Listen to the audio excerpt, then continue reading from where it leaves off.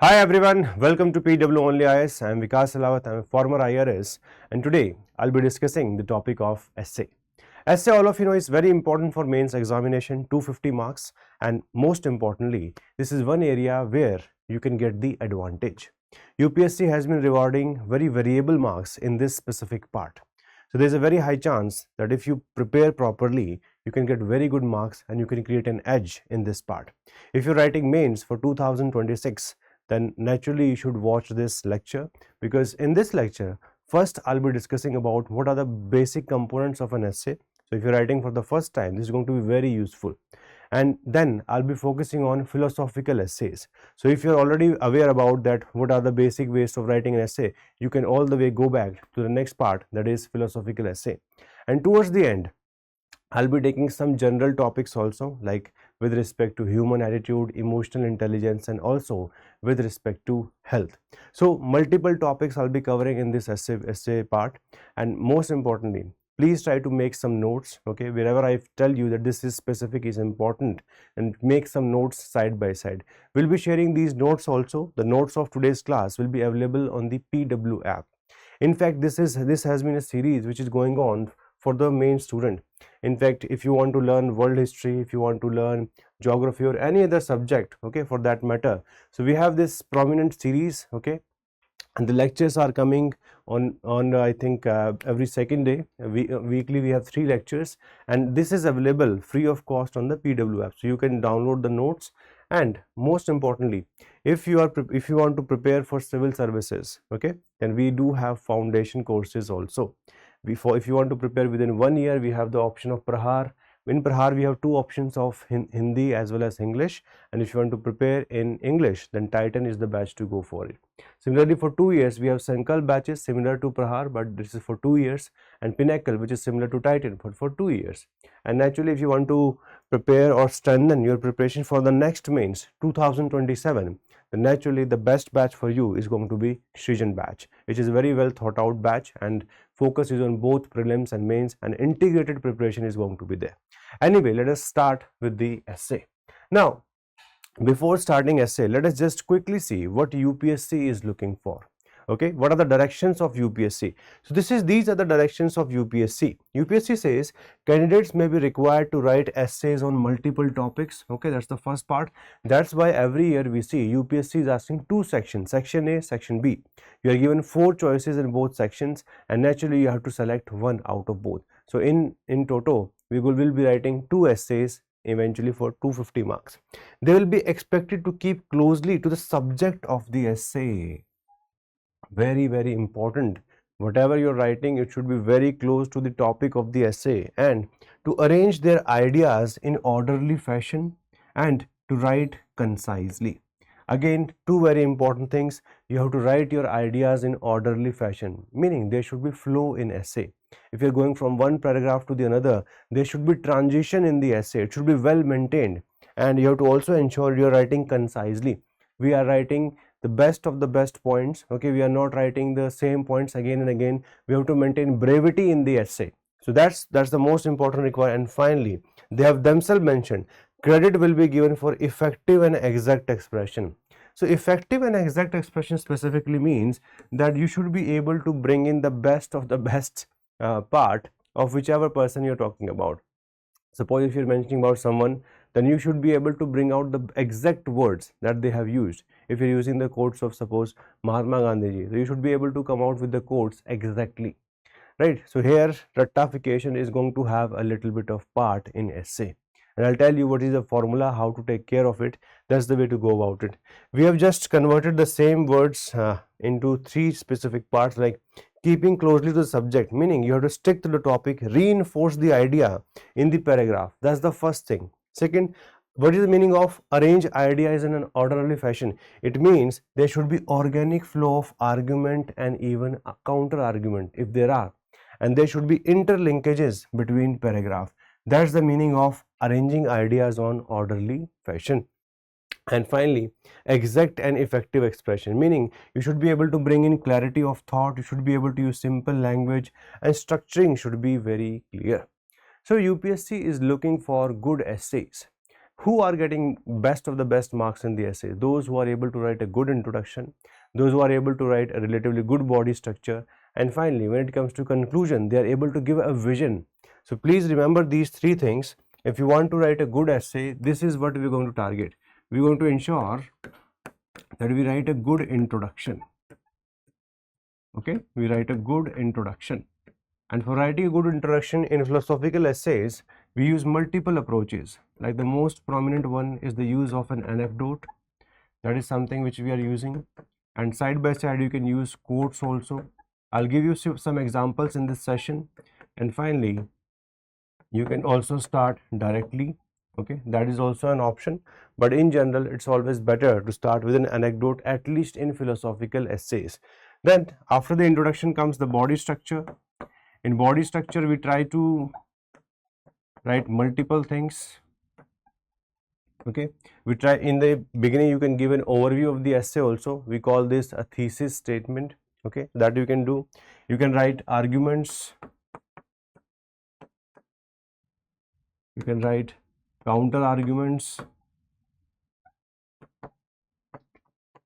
if there are. Okay, in every essay, you don't have to write counter argument. That is not a requirement. And finally, towards the end, we'll be going towards a conclusion.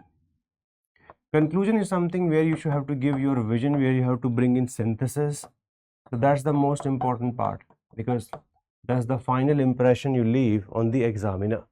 So that's why whenever you are thinking about writing a good essay, you have to follow a certain pattern. In fact, we have just divided this, that if you want to write a good essay, there can be a basic level of structuring. Like we can write an introduction in 100 to 120 words.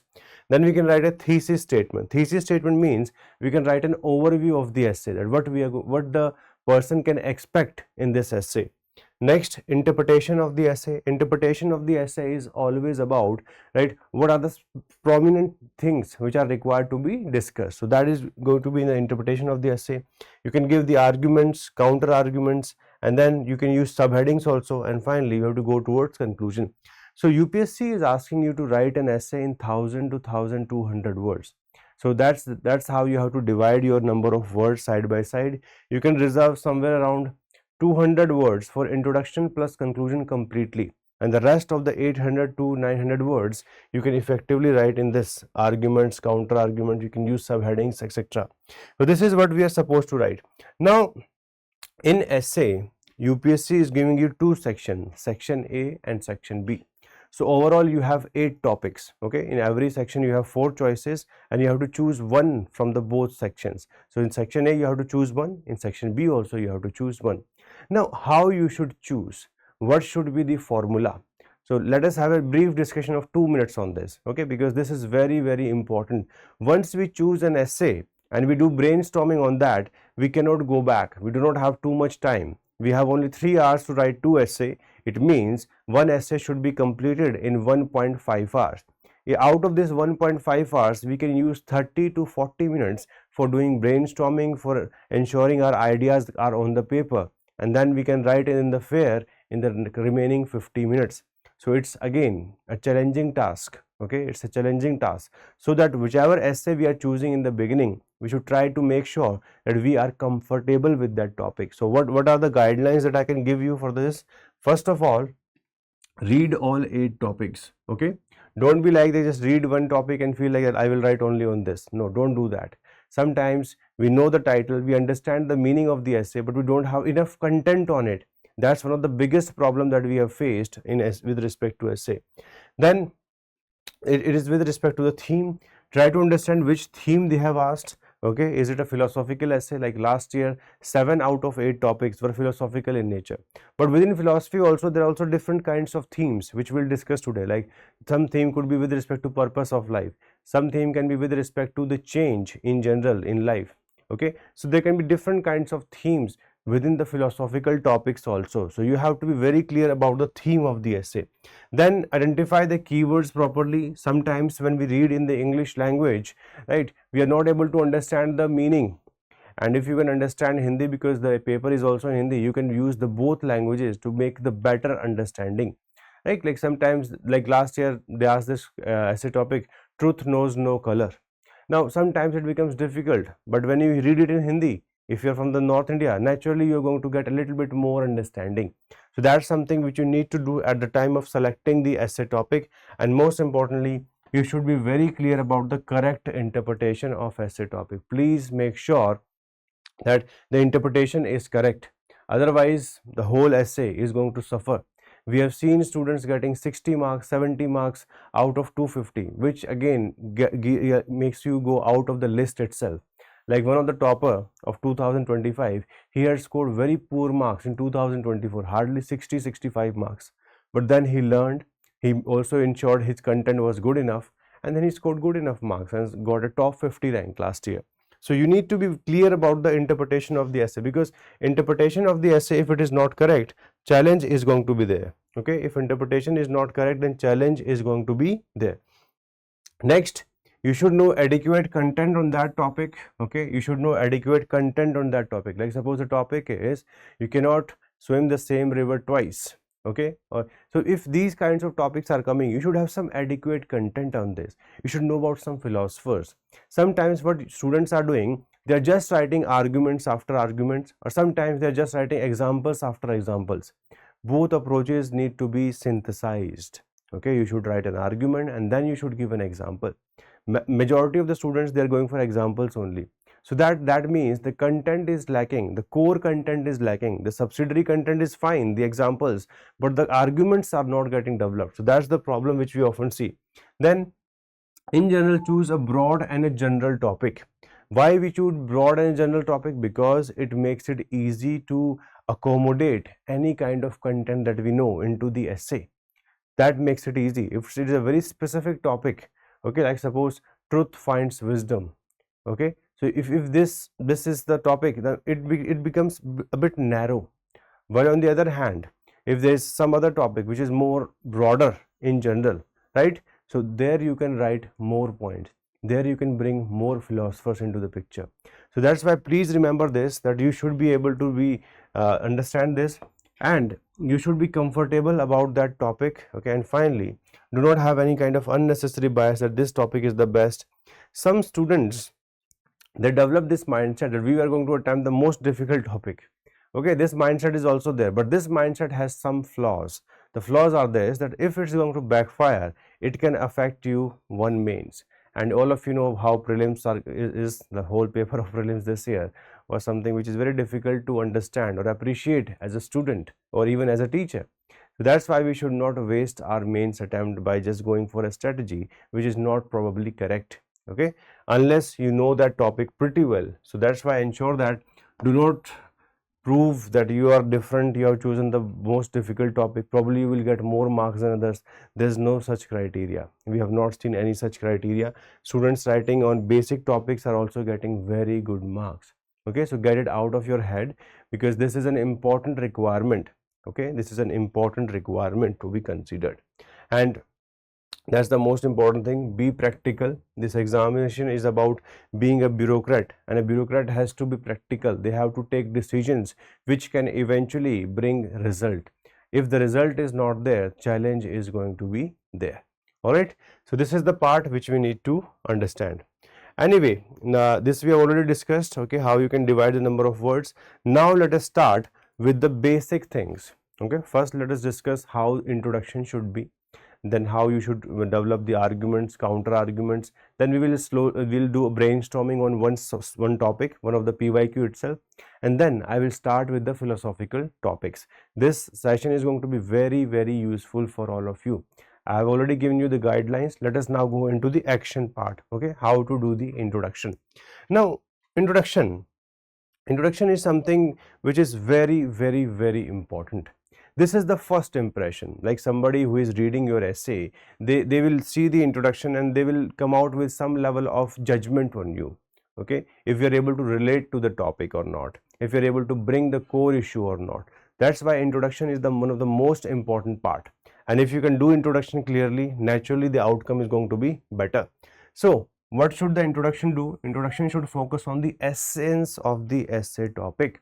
It should hit the core. Okay, it should hit the core, it should hit the nail on its head. That's the situation which is required. Most importantly, it should be innovative and eye-catching. Very, very important. It should be innovative. Okay, it should be innovative. I'll give you some examples, and eye-catching also. Because what happens now, every time when a philosophical topic comes in, students try to fit in the same examples or the most cliched examples everywhere. Like everybody knows the story of Buddha, everybody knows the story of Gandhiji, and they try to fit in it everywhere. Like last to last year, when essay topic came, not all who wander are lost.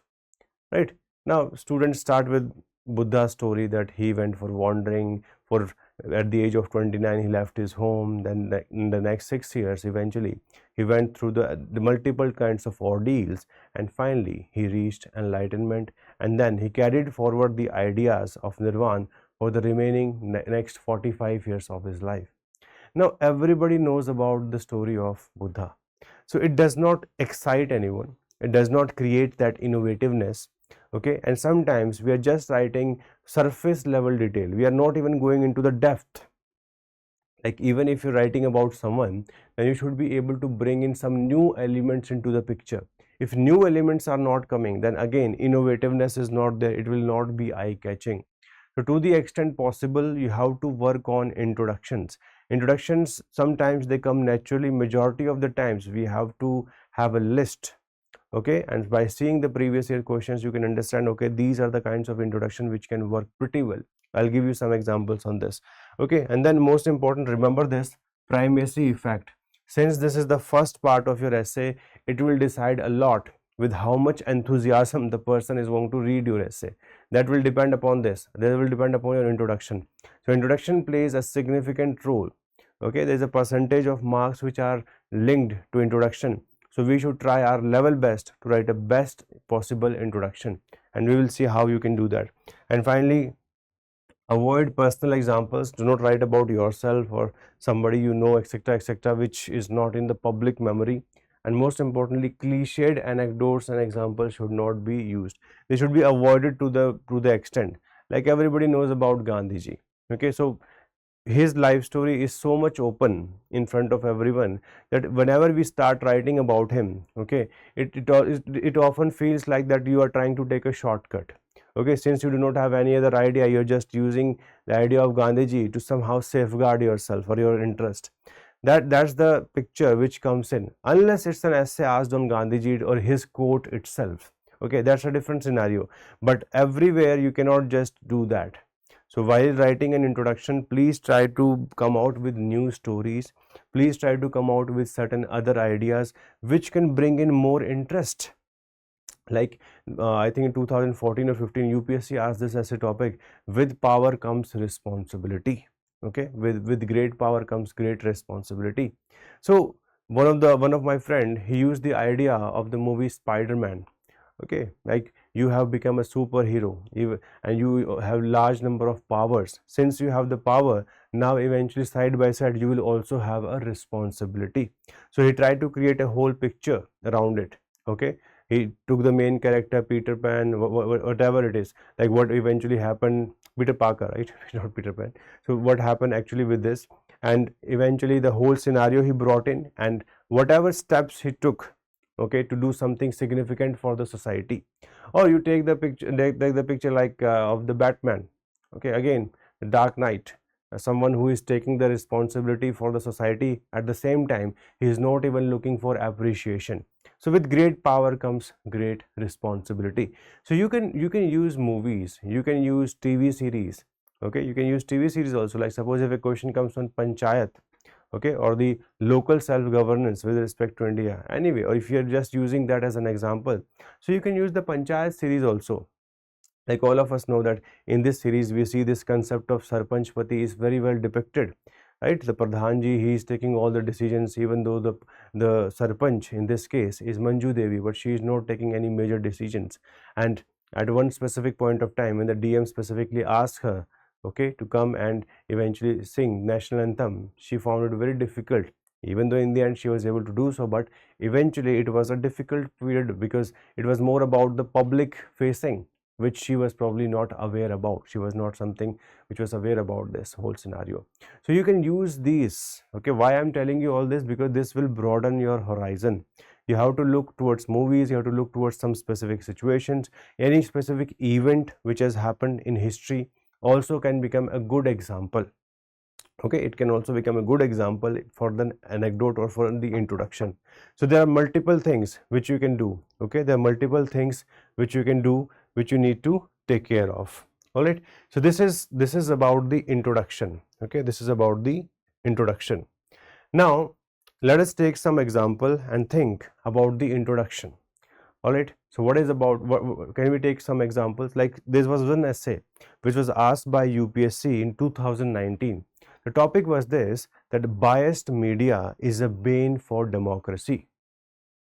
Okay, so this was the topic, biased media is a bane for democracy. Okay, so biased media is a bane for democracy. Like what could be done by a biased media is that they divide the society. When they divide the society, because in majority of the cases the biased media is going to polarize. Okay, it's a better word than divide, polarize the society. When they will polarize the society, in majority of the cases this can lead to a large proportion of crisis. If it is a biased media, it can eventually affect truth.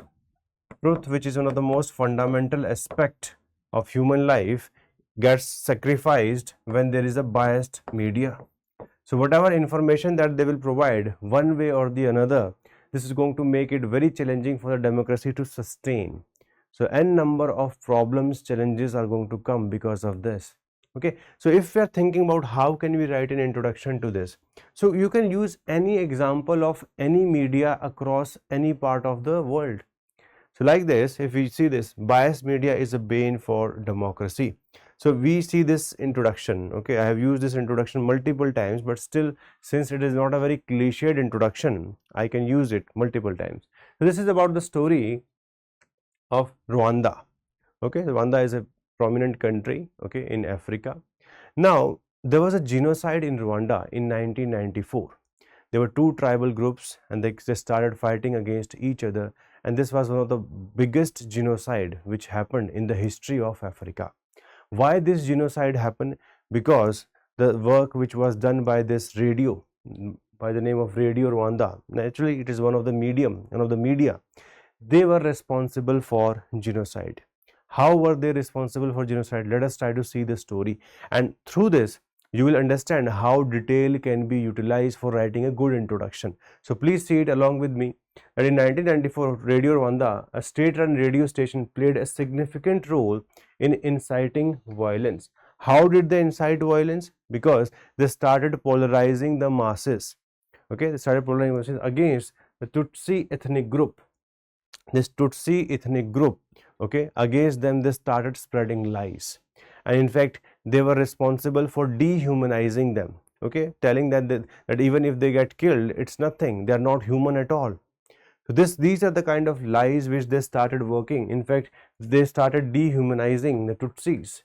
Okay, all the negative things were associated with them, which incited the majority group Hutus to take part in the mass killings, leading to death of around 8 lakh people, primarily Tutsis, within a span of 100 days. So like this, you can tell a story, you can bring out an anecdote. Similar case, any other case, if you see in any other part of the world, you can use that also.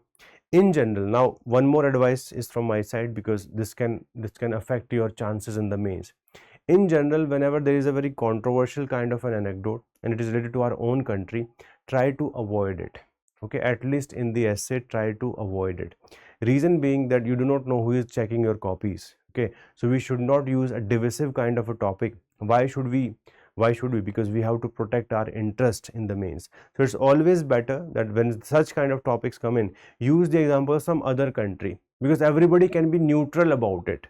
Okay, but if it is within the India itself, again, everyone will not be neutral about it. So we have to be like clear about this. So this is a story that we have come in, and then the second part we can connect it with the biased media and how biased media is a bane for democracy. So like this, the story of Radio Rwanda serves as a tragic example of how media and propaganda can be used to manipulate and incite violence during conflicts, and emphasizes the importance of responsible and ethical journalism in preventing such kind of events. So we are able to develop a good introduction, and someone who is reading our introduction is also getting some new knowledge. There is very high chance the person who is reading our essay may not know about Rwanda as such, okay, and after reading this story they would get some more idea. Or same story of is also being told. There is a very famous movie by the name of Hotel Rwanda. So there was a manager of this Hotel Rwanda who was trying to safeguard this ethnic group Tutsi, and he gave shelter to large number of Tutsis, right? So even when somebody is doing something tragic, there are lots of people who are trying to do good at that point of time. But that story can be used more with respect to hope, more with respect to that courage is something which is required when challenges are in front of you, right? Courage is something which is tested, your character is tested at that point of time. So there we can use that example, that hotel manager was able to give shelter to more than 1,000 people, and he was able to save them. And this is something which has been done in multiple, like this is one example in Rwanda. Similarly, in the case of Germany, there was a person by the name of Schindler. He was able to, in fact, literally pay for the people, pay for the Jews, and he saved them. There's a very famous movie by the name of Schindler's List, which tells us the story of this person who was trying to negotiate with the Nazis, and he was ready to give money for those people in order to save them. And there's a movie on this by the name of Schindler's List. All right, so you can use the examples of movies, you can use any narrative which you know about in the introductions, but just make sure if it is linked to our own country, it should not be divisive in nature. It should not bring in politics into your introduction or into your essay, because naturally then there's one very important quality which is even mentioned in your ethics paper, neutrality of civil services. But since you are part of civil services, you are not a journalist here, okay? So you have to take care of those values, because that's something which we need to do. That's how we work also. So this is a good introduction which you can do. All right, so for introduction, what could be the overall formula? So for introduction, the formula would be number one, that try to create a good anecdote. How can we create a good anecdote? By bringing in a good story, okay? We can borrow story from anywhere, from any mythology also. You can borrow any story, okay? You can borrow it from Mahabharata, you can borrow it from Ramayana, you can borrow it from anywhere. Like recently a very famous movie, right, has come in from Christopher Nolan, Odyssey. So that is also something which you can borrow. You can bring it from anywhere. It doesn't matter. The only thing is you should choose right kind of words. And whenever you develop a story, do not write from the surface level. Bring in the depth. Like here, even if somebody does not know about the genocide of Rwanda, we are able to give them good enough understanding of what has happened. And we have also brought in that who was responsible for that. So depth should be there. And towards the end, you should develop a connection of that story with your essay.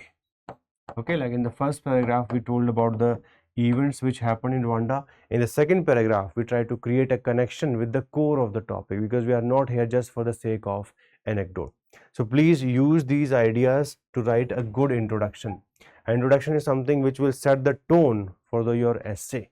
Okay, it will set the tone for your essay. Please remember that.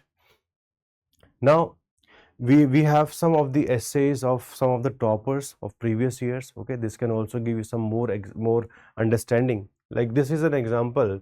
This essay is written by Vibhor Bhardwaj. He got rank 19 in 2024. The title of the essay is Wonder is the Beginning of Wisdom. Okay, wonder is the beginning of wisdom. Now, wonder is the beginning of wisdom means you have to wonder a little. You have to go into those sites. You have to try multiple things. okay, because that's something which these scientists have done over a period of time. So wonder is the beginning of wisdom. So in this, what he did, please see, like the same formula you can see here also. So here he has told about the story of Michael Faraday.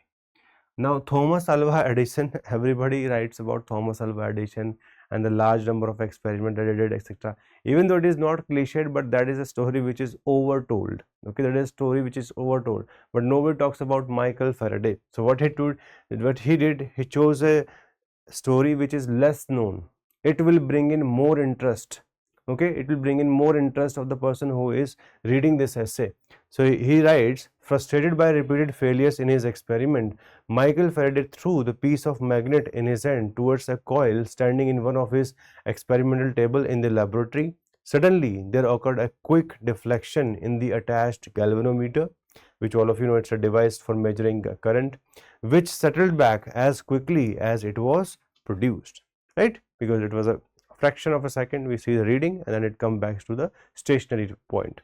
Then Faraday was flabbergasted. Now flabbergasted is like, it's a good word, right? He was flabbergasted on this event, which led to the discovery of electromagnetic induction theory in physics.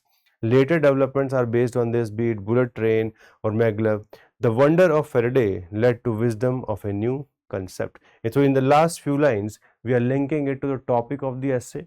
In the first few lines, we are trying to tell the story of Michael Faraday and eventually the process which he went through for the purpose of eventually creating one of the most prominent theory, which is responsible for all the important inventions that we have from the point of view of transformers, maglev train, etc., etc. Everywhere we see the use of this electromagnetic induction theory, right? So that's what we have seen. That's what we have seen. This is how you see, and you can give a little bit of clarification also. The anecdote implies wisdom is followed by an instance of wonder, and a moment of wonder produces a life-changing wisdom on us. So life-changing events are like this only. Okay, they give you clarity. So wonder is something which is not going to be useful for you, right?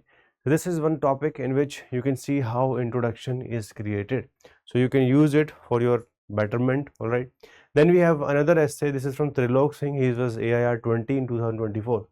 Then the topic of the essay is understand backwards, live forwards, right? So we need to understand this. Understand backwards, live forward, because you cannot just stay stuck. You have to eventually always live, learn from the past, but you have to eventually work in the present to create the future. So he has gone for a very basic approach, what we have seen. There is a saying that failures are the stepping stones to success. It is because the mistake we do in past have to be understood to prevent their repetition in future. Great scientist. Now he has used the idea of Thomas Alva Edison, learned from his numerous failures to invent the light bulb. Even Walt Disney improved upon his previous design to come to the final Mickey Mouse cartoon, which made him a billionaire. So in a way, he is also giving us an anecdote. Okay, it is more journalistic kind of an anecdote. The first one, which was written by the previous topper, okay, it was more specific. The whole story was developing, and then eventually we saw the connection. Here 2-3 examples are being used because this is more journalistic kind of an anecdote or journalistic kind of a write-up than an anecdote. So here it is more about using quotes, okay, using some quotes, using some examples, and then linking it to the essay introduction. So you have multiple choices with you, okay, you have multiple choices with you, but you have to work on this. Like right now, if you can see, we have roughly 3 weeks, okay, we have roughly 3 weeks, and now essay is one area which majority of the people do not give too much of focus on. So this is the right time where you should focus, okay, on the essay. So on daily basis, I would recommend you try to write an introduction, okay, give yourself 15 minutes, take a topic from previous year questions and try to write an introduction. Look, these things are very custom. The more you will work on specific parts of an essay, the better it's going to be. In general, students face less problem with respect to arguments and counter argument. The majority of the people face challenge with respect to introduction and conclusion. So be a little bit more flexible, explore more topics, and eventually this is the way to be. And UPSC is largely focusing on philosophical topics. That tells us what we need to do, okay, that tells us what we need to do. Now, once you write the introduction, the next thing which you have to write in an essay, it could be a thesis statement, where you are specifically mentioning that in this essay I will be discussing so and so part, will be analyzing the pros and cons of this and this, and towards the end we will try to create a common knowledge. So whatever it is, so you can write a thesis statement. This is what the thesis statement is all about. This is about an overview of an essay. Some students write it, some students do not write it. Like one of the students, he asked me, says that if I will write everything in the overview, then there will be nothing left for the person to understand in the essay. So I told him, like, sometimes it helps in creating better flow in the essay, because you are also following the same. Okay, so it is a twin-edged sword. Now you have to use it for yourself. If you can create good flow, then naturally there will not be any negative impact on this. But always remember this: if you're writing an overview or a thesis statement and then you are not following it, then it will be like misleading the examiner. So don't do that. Okay, don't do that, because many students do that. That is, sir, I have written a thesis statement, and I said, very good, but then eventually they have not followed the thesis statement that they have written. Okay, and whatever they had written, because they have just understood the concept, but they are not following it properly. So always remember, if you write a thesis statement, whatever things you are mentioning there, you should be able to explore them in your essay. If you are not exploring them in your essay, then naturally you are not doing justice to the topic. So remember that. That's very, very important. Like, just for example, this is one of the essay asked by UPSC recently. So the topic is, poets are the unacknowledged legislators of the world. So the topic is about poets, how they are unacknowledged legislators of the world. So in a way, their contribution is not getting acknowledged, right? These people, they bring in the ideas, they try to bring in the depth, okay, of the social issues, economic issues, etc., whatever it is, because poets can write on multiple topics. It could be on social, it could be on religious, it could be anything, and eventually that gives a direction to the people who are in the parliament, and they can use that information for writing something significant in the lawmaking process. So how do we write a thesis statement? We write, in this essay we will first discuss who are poets and who are legislators. Then we will discuss the often overlooked contributions of poets in shaping laws and why their contributions are unacknowledged. Are the poets only unacknowledged legislator? Beside this, we will also see who the real legislators are and how the works of poets serve as guiding light to them. In the end, we will discuss how the revolutionary works of poets illuminate pathways for both lawmakers and the world at large. So in this, we have just tried to bring in at what we are going to discuss in this essay. So this can be a statement just after the introduction. Okay, we are still discussing the structure wise, and I am giving you some examples for improving the structure of your essay. So you can follow it if you wish to. It is not like mandatory. If you don't want to write it, still you can write a good essay. Okay, but it's an option. It makes it relatively easy. Now, very importantly, understand this, that if there is any topic, then some argument should be there. Some specific arguments should be there. Like, see this topic, thinking is like a game. This is the topic. Okay, this is a previous year question again. I have taken large number of PYQs. Like, by the end of today's class, we'll be discussing at least 20-30 topics, some parts of it. Okay, so that is going to be also again useful for you. Thinking is like a game. It does not begin unless there is an opposite team. This was the topic of the essay. That's it. Okay, thinking is like a game which does not begin unless there is an opposite team. Now, to build up argument, now I should have some people who have talked specifically about thinking, or probably any kind of idea around this topic. Like, if I have these viewpoint, like marketplace of ideas. So Hannah Arendt says that democracy thrives when there is a marketplace of ideas where opposing viewpoints are freely expressed and debated, like parliamentary debate and discussion in any democracy, right? Like, if we see, we understood that India is having large corruption, and that's why the civil society eventually came out with this India Against Corruption movement, and eventually we see that even the government got changed because of this. The people were fed up with corruption in general, right? So that's the process which we need to understand. That's the process which we need to understand. So here we can write always about these kinds of ideas. Second, dialectical thinking. Now this is what Hegel talks about. Okay, what is the meaning of dialectical thinking? Now Hegel is a famous philosopher from Germany. He says that whenever an idea comes in, there can be one thing which is in favor of it, or the initial thesis, then there can be an antithesis, okay, counter of that idea, and finally there can be a synthesis. Okay, so whenever any essay comes with respect to thinking, this is dialectical approach. This dialectical approach was used by Socrates. This dialectical approach, this idea was put forward by Hegel also, okay, the German philosopher, and the same idea was used later even by Marx, Karl Marx, right? So whenever you're writing about thinking as a topic, you need to have some ideas. If ideas are lacking, okay, if ideas are lacking, if the arguments are lacking, just giving an example doesn't make much sense. So in the structure of an essay, you have to build argument. Like if you're writing about thinking, we can write a paragraph about dialectical approach and how when multiple viewpoints come in the end, we are able to do synthesis, right? Like we saw the idea of capitalism, then we saw the idea of communism, and in the end, we saw a synthesis of a level where we saw the rise of socialism across the world, right? Because communism could not continue. But if we see in the larger picture of last 250 years, we have seen that today's world is not purely capitalistic, it's not purely communist. So in between, we have large number of models of socialism. Like India is also following the model of socialism, right? So this is how thesis, antithesis, and synthesis. And then you can give example of these economic ideologies.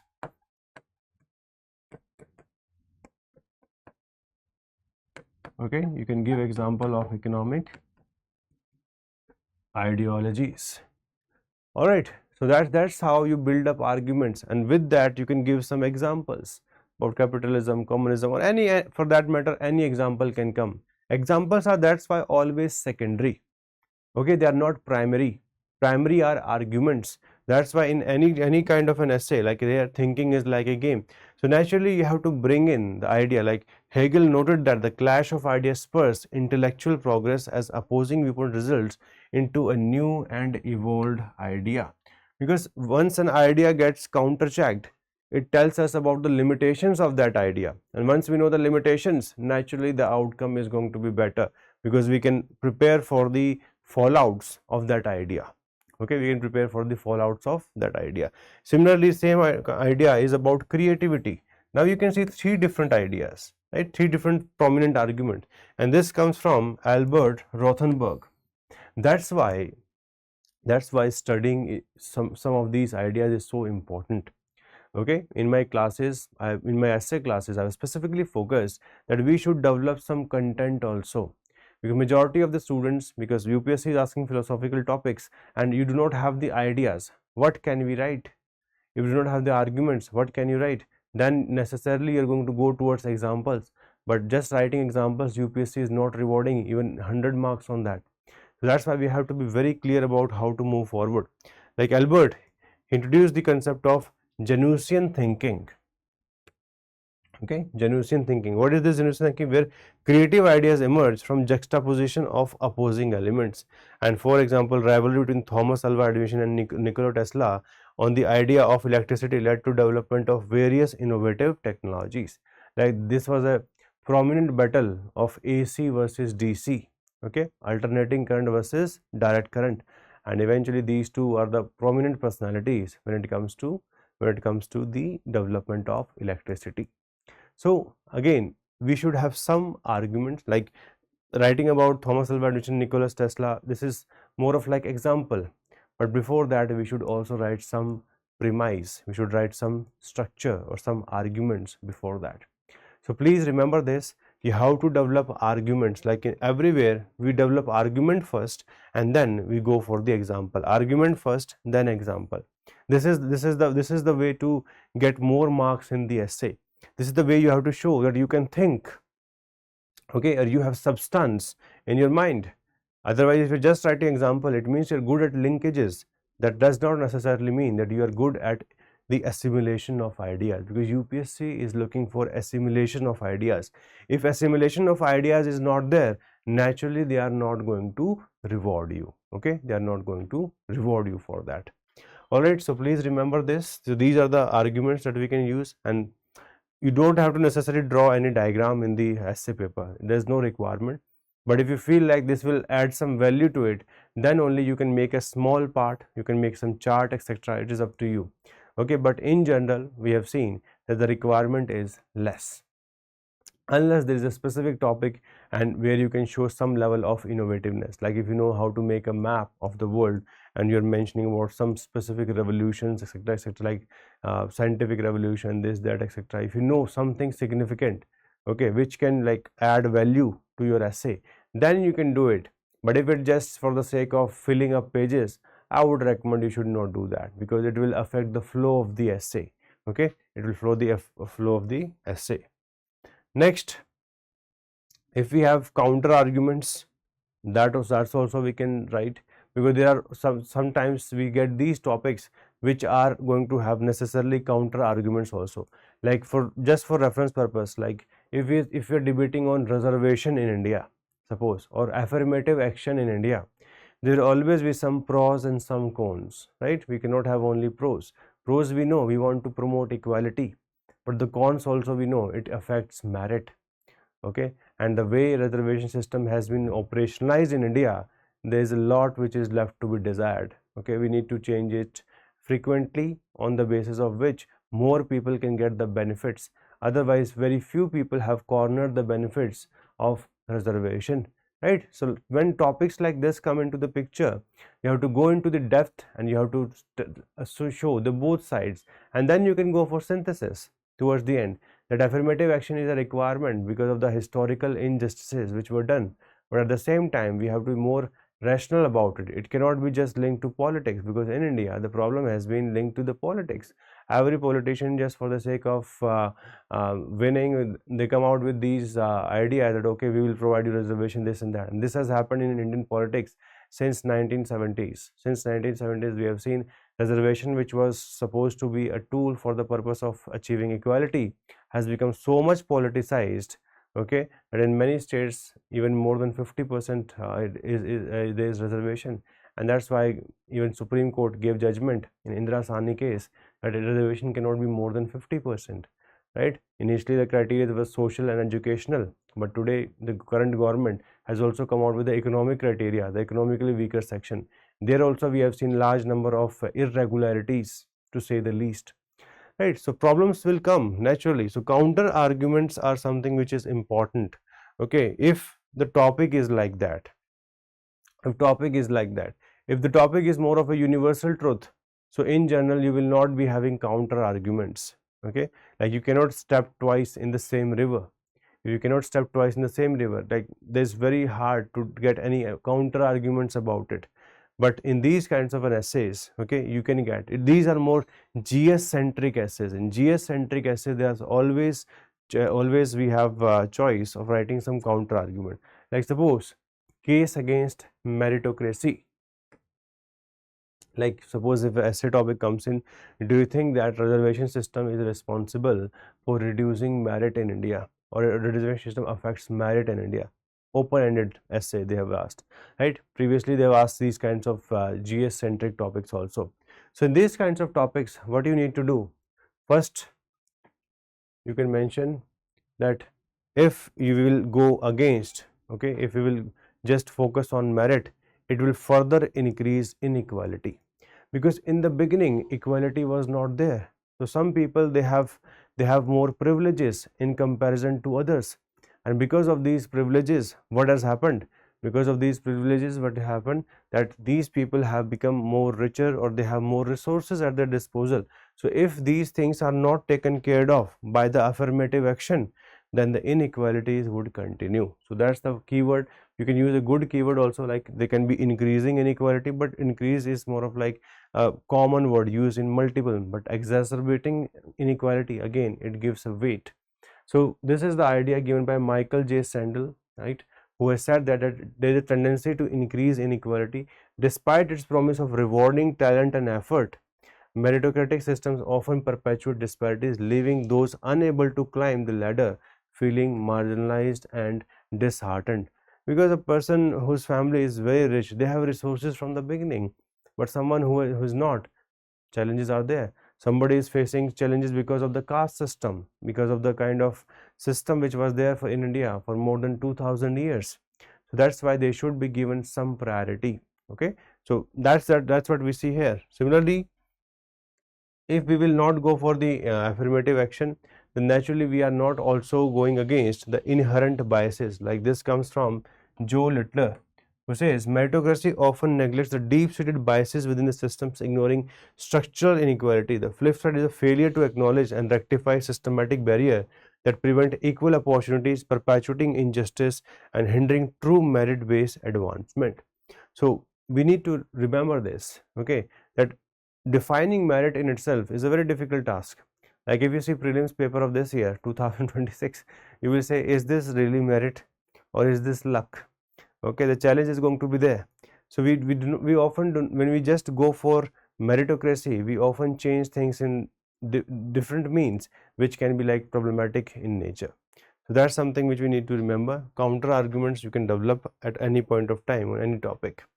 Now suppose we have written the introduction, then we start with the arguments also. We should connect one paragraph with the other paragraph. Okay, like suppose if you're talking about a social dimension of a concept and the next part is going to be about economic dimension, so you can say that this thing is affecting the society at large, but at the same time it also has a impact on economy, and then you write about the economic theme. So like this you can always connect two paragraphs. This is something which is important, because in essay we cannot write disjointed paragraphs which have no linkage with each other. That's a very important topic. Okay, we cannot just write disjointed paragraphs from top to bottom. We have to link it, we have to create a flow in the essay, and that's something which is done by doing this. So we have to ensure logical flow of ideas, we have to clarify relationships between ideas, and most importantly improve reader engagement. Okay, and if possible come out with an understanding also. Like see this, okay, this topic, the empires of the future will be empires of the mind. Like I'm giving you these many examples, okay, from the PYQs, so that you can relate, so that you can learn, and if there is a possibility of repetition of that topic, probably you will know something more, and it can make it easy for you to write that essay, okay, or a similar kind of an essay can also come. So if like this, if you're writing a paragraph, right, we can just write like this: in a world increasingly driven by ideas, knowledge and innovation, the power to influence and lead no longer lies solely in military might or territorial conquest, because military might, territorial conquest used to be the way of the things, used to be the order of the things before the beginning of the internet. Okay, but after the internet, what we've seen things have changed. Okay, the focus on the mind has been like substantial. Instead, it rests in the ability to shape thought, inspire vision, and harness intellectual capital. As Winston Churchill famously stated, the empires of the future will be the empires of the mind. This statement reflects the shift from physical dominance to mental and technological supremacy in shaping the future of societies. So here you can use the connectors like we use the word instead. Similarly, to continue forward, you can use these kinds of connectors. Like building on this idea, it becomes clear that nations and individuals who invest in education, creativity, and critical thinking will define tomorrow's global landscape.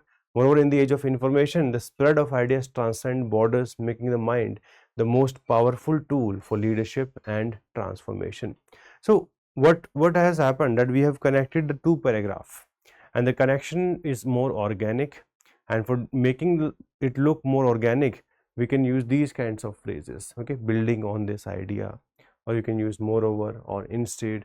So like this, so you can create more flow in your essay. Okay, connecting words are very useful for creating more flow in the essay. Don't write everywhere therefore, therefore. That doesn't look good. Okay, and you can use these as we can see here. All right, then keywords are very important. As much as possible, write the best of the best keywords. Like when we listen to Shashi Thiruji, okay, so what do we see?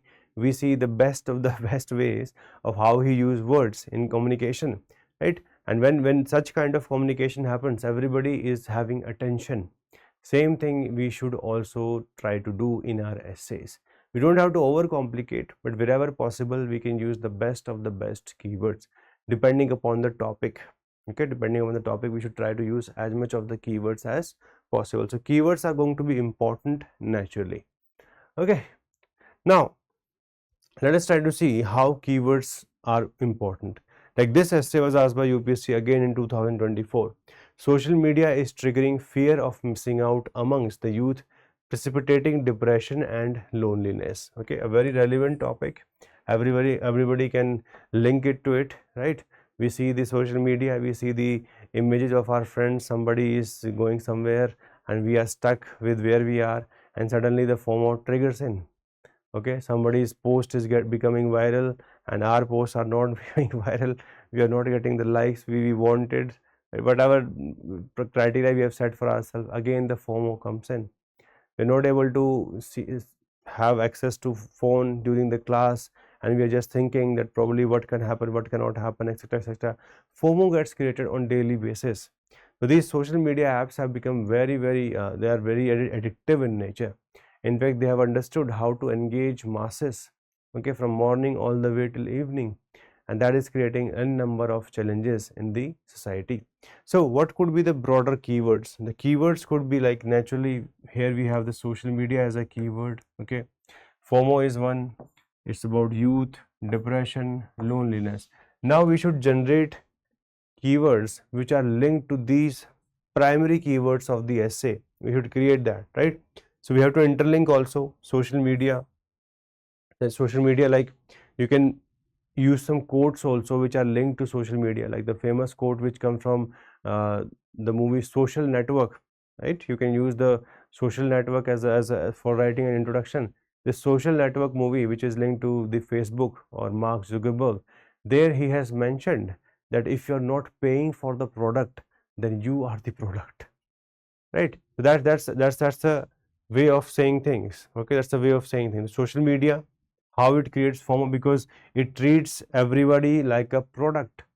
Okay, they are always listening to us. If you are going to think that, okay, that you are having a discussion with anyone that we are going to probably buy this thing, the next thing you will see, the ads will start on that, and you are naturally going to be targeted. Okay, whichever website you will surf, you will see that same ad through Google ads naturally, right? So that is going to happen. So FOMO, it will create a FOMO for you, and the most vulnerable here is youth. Why youth is vulnerable? Because naturally these are the formative years. They have more time in comparison to the adults who are probably already having jobs, right? So youth is the most vulnerable age, and this is the age where the make or break happens, where you can, if you invest in yourself, you can have a very good career, and if you do not, it can be the beginning of the misery of the lives, right? Because you may not have resources to take care of yourself or your family in the future. So that's why the youth is the one who is targeted the most, and youth are the one who are more accustomed with technology. So they are the one of the first one to use this. Okay, they are one of the first one to use this also. This often triggers depression and loneliness. Okay, why loneliness? Because you have not been creating human relationship. You are just creating a relationship with a platform. Like there was a very famous movie by the name is just Her. So this person has become so much addicted, like in today's world where we have having generative AI, they look like humans, okay, they can talk like humans, and you will find it very difficult to separate yourself from them if you are addicted to it. Okay, so many people are doing it. People are now asking chat GPT in the morning, like, how am I looking? Okay, so those kinds of things are now happening eventually. That shows that the human relationship is getting affected. And when you do not have friends, when you do not have mentors, when you do not have a connection with your teachers, naturally what is going to set in? We will see the set in of depression and loneliness. Why the depression comes in? Depression comes in because you're not able to get out of a specific kind of a thinking. You do not have a solution to that, right? And finally, loneliness. Why loneliness? Because you do not have people around yourself. The social media, it can generate the excitement only for a limited time. You watch a reel, 20-second, 30-second, then excitement goes away, right? Because the excitement was created by the music, probably it was created by the thumbnail, it was created by the topic, or the whatever was the topic of that reel. But once you watch it, the way the content is streaming, naturally you will get affected by this. So that's what we see, right? So we have to create this cause and effect chain with these keywords, and keywords are very, very important. Like when we use different set of keywords, we can do an different kind of a setup on this. You can see in today's digitally saturated world becomes very important, because that's what we are having. Social media has become the primary social space for the youth. Previously it used to be schools, colleges, playgrounds, okay, but now online classes are there. So this social media has become the primary space. This is where they are probably half of their day, or even more than that, they are spending their time on that. So this has become the primary social space for them. But beneath the glossy filters lies an unsettling emotion, right? Everybody is looking happy on social media, but if everybody is looking happy on social media, is it increasing the overall happiness of this world? That's a very important, very relevant question. That's why we have written this. But beneath the glossy filters lies an unsettling emotion, fear of missing out, that drives comparison, that drives anxiety, and ultimately leads to rising cases of depression and loneliness. This essay explores the psychological impact of digital engagement on the emotional health of young individuals. So in this, by understanding which are the important keywords mentioned in the essay, which are the primary keywords, we have tried to identify the secondary level of keywords which can bring in more meaning when we are using all of the primary keywords in our one of the paragraph. This is how you have to use as much of the guys good keywords as possible, because the more you will use, the better it's going to be. So this is how you can create a good paragraph with respect to this. Then you can organize your essay like social media's role, addictive scrolling is there, curated lifestyle, they will tell you, influencer. These influencers are so irresponsible, okay, that for the sake of money, for the sake of whatever economy that they are now the part of, they are taking ads of unnecessary things, right? And the brands are always chasing them because they know this is going to be useful for the selling of their product. So influencers have also done like not all of them, but majority of them have done a disservice to their audience. So that's the problem which we see. You can come out with some example. Instagram's highlight like the real life versus the real life. These kinds of keywords create a bit of interest in the person who is checking our essay. So we have to be like very clear about this. Then the rise of FOMO. Why do they feel FOMO? Because they are seeing other people who are doing travel, they are doing party, or they are succeeding, they are sharing some of the achievements, and suddenly you feel like you have not done anything, right? Even if it has nothing to do with you, suddenly this comparison comes in. Comparison brings in anxiety, and anxiety over a period of time, it turns into depression. That's the problem which we see. Okay, constant updates create a sense of inadequacy. A student feels less successful after viewing peers posts on college admissions or vacations, right? Like if you have went to a hill station, someone from your peer group has went abroad, suddenly you are not feeling happy, even if you are in a very uh, good environment or in the lap of the nature, but still you are unhappy. Why? Because you're comparing yourself with someone else. Even after going to these places, you are scrolling reels. How are you going to be happy? Okay, so the concept of happiness has been eroded very well by social media. The one more essay was asked by UPSC that the process of self discovery has been outsourced in the age of internet, right? Because even for that we are just looking for videos here, there, etc. So we are not connecting with the self, and if your relationship with yourself is not strong enough, how are you going to communicate with yourself? Because there is always certain level of things that we say to ourselves. When we do not do that properly, challenges begin, the problem accentuates. So that's what we need to remember. Then the vulnerability specifically for the youth. Why? Because this is the initial stage, identity building stages. Like there's a very famous series. It is, I think the setting is in UK. The name of the series is Adolescence. Okay, it shows that how a little boy, okay, of hardly 12 years, and the way he is consuming social media, the way he is entering into anxiety, and one girl specifically, I think she made a fun of this boy, okay, for anything, and he eventually went and murdered her. Okay, so these kinds of decisions are being taken because of the shame which somebody is feeling on social media. So there is no good laughter that we have, right? Because that kind of psyche is not getting developed, right? That's why we often say that the previous generations were more stronger in these things in comparison to today's generation. They're relatively more soft because they are more conscious, they are more cautious also of their image in comparison to what it used to be.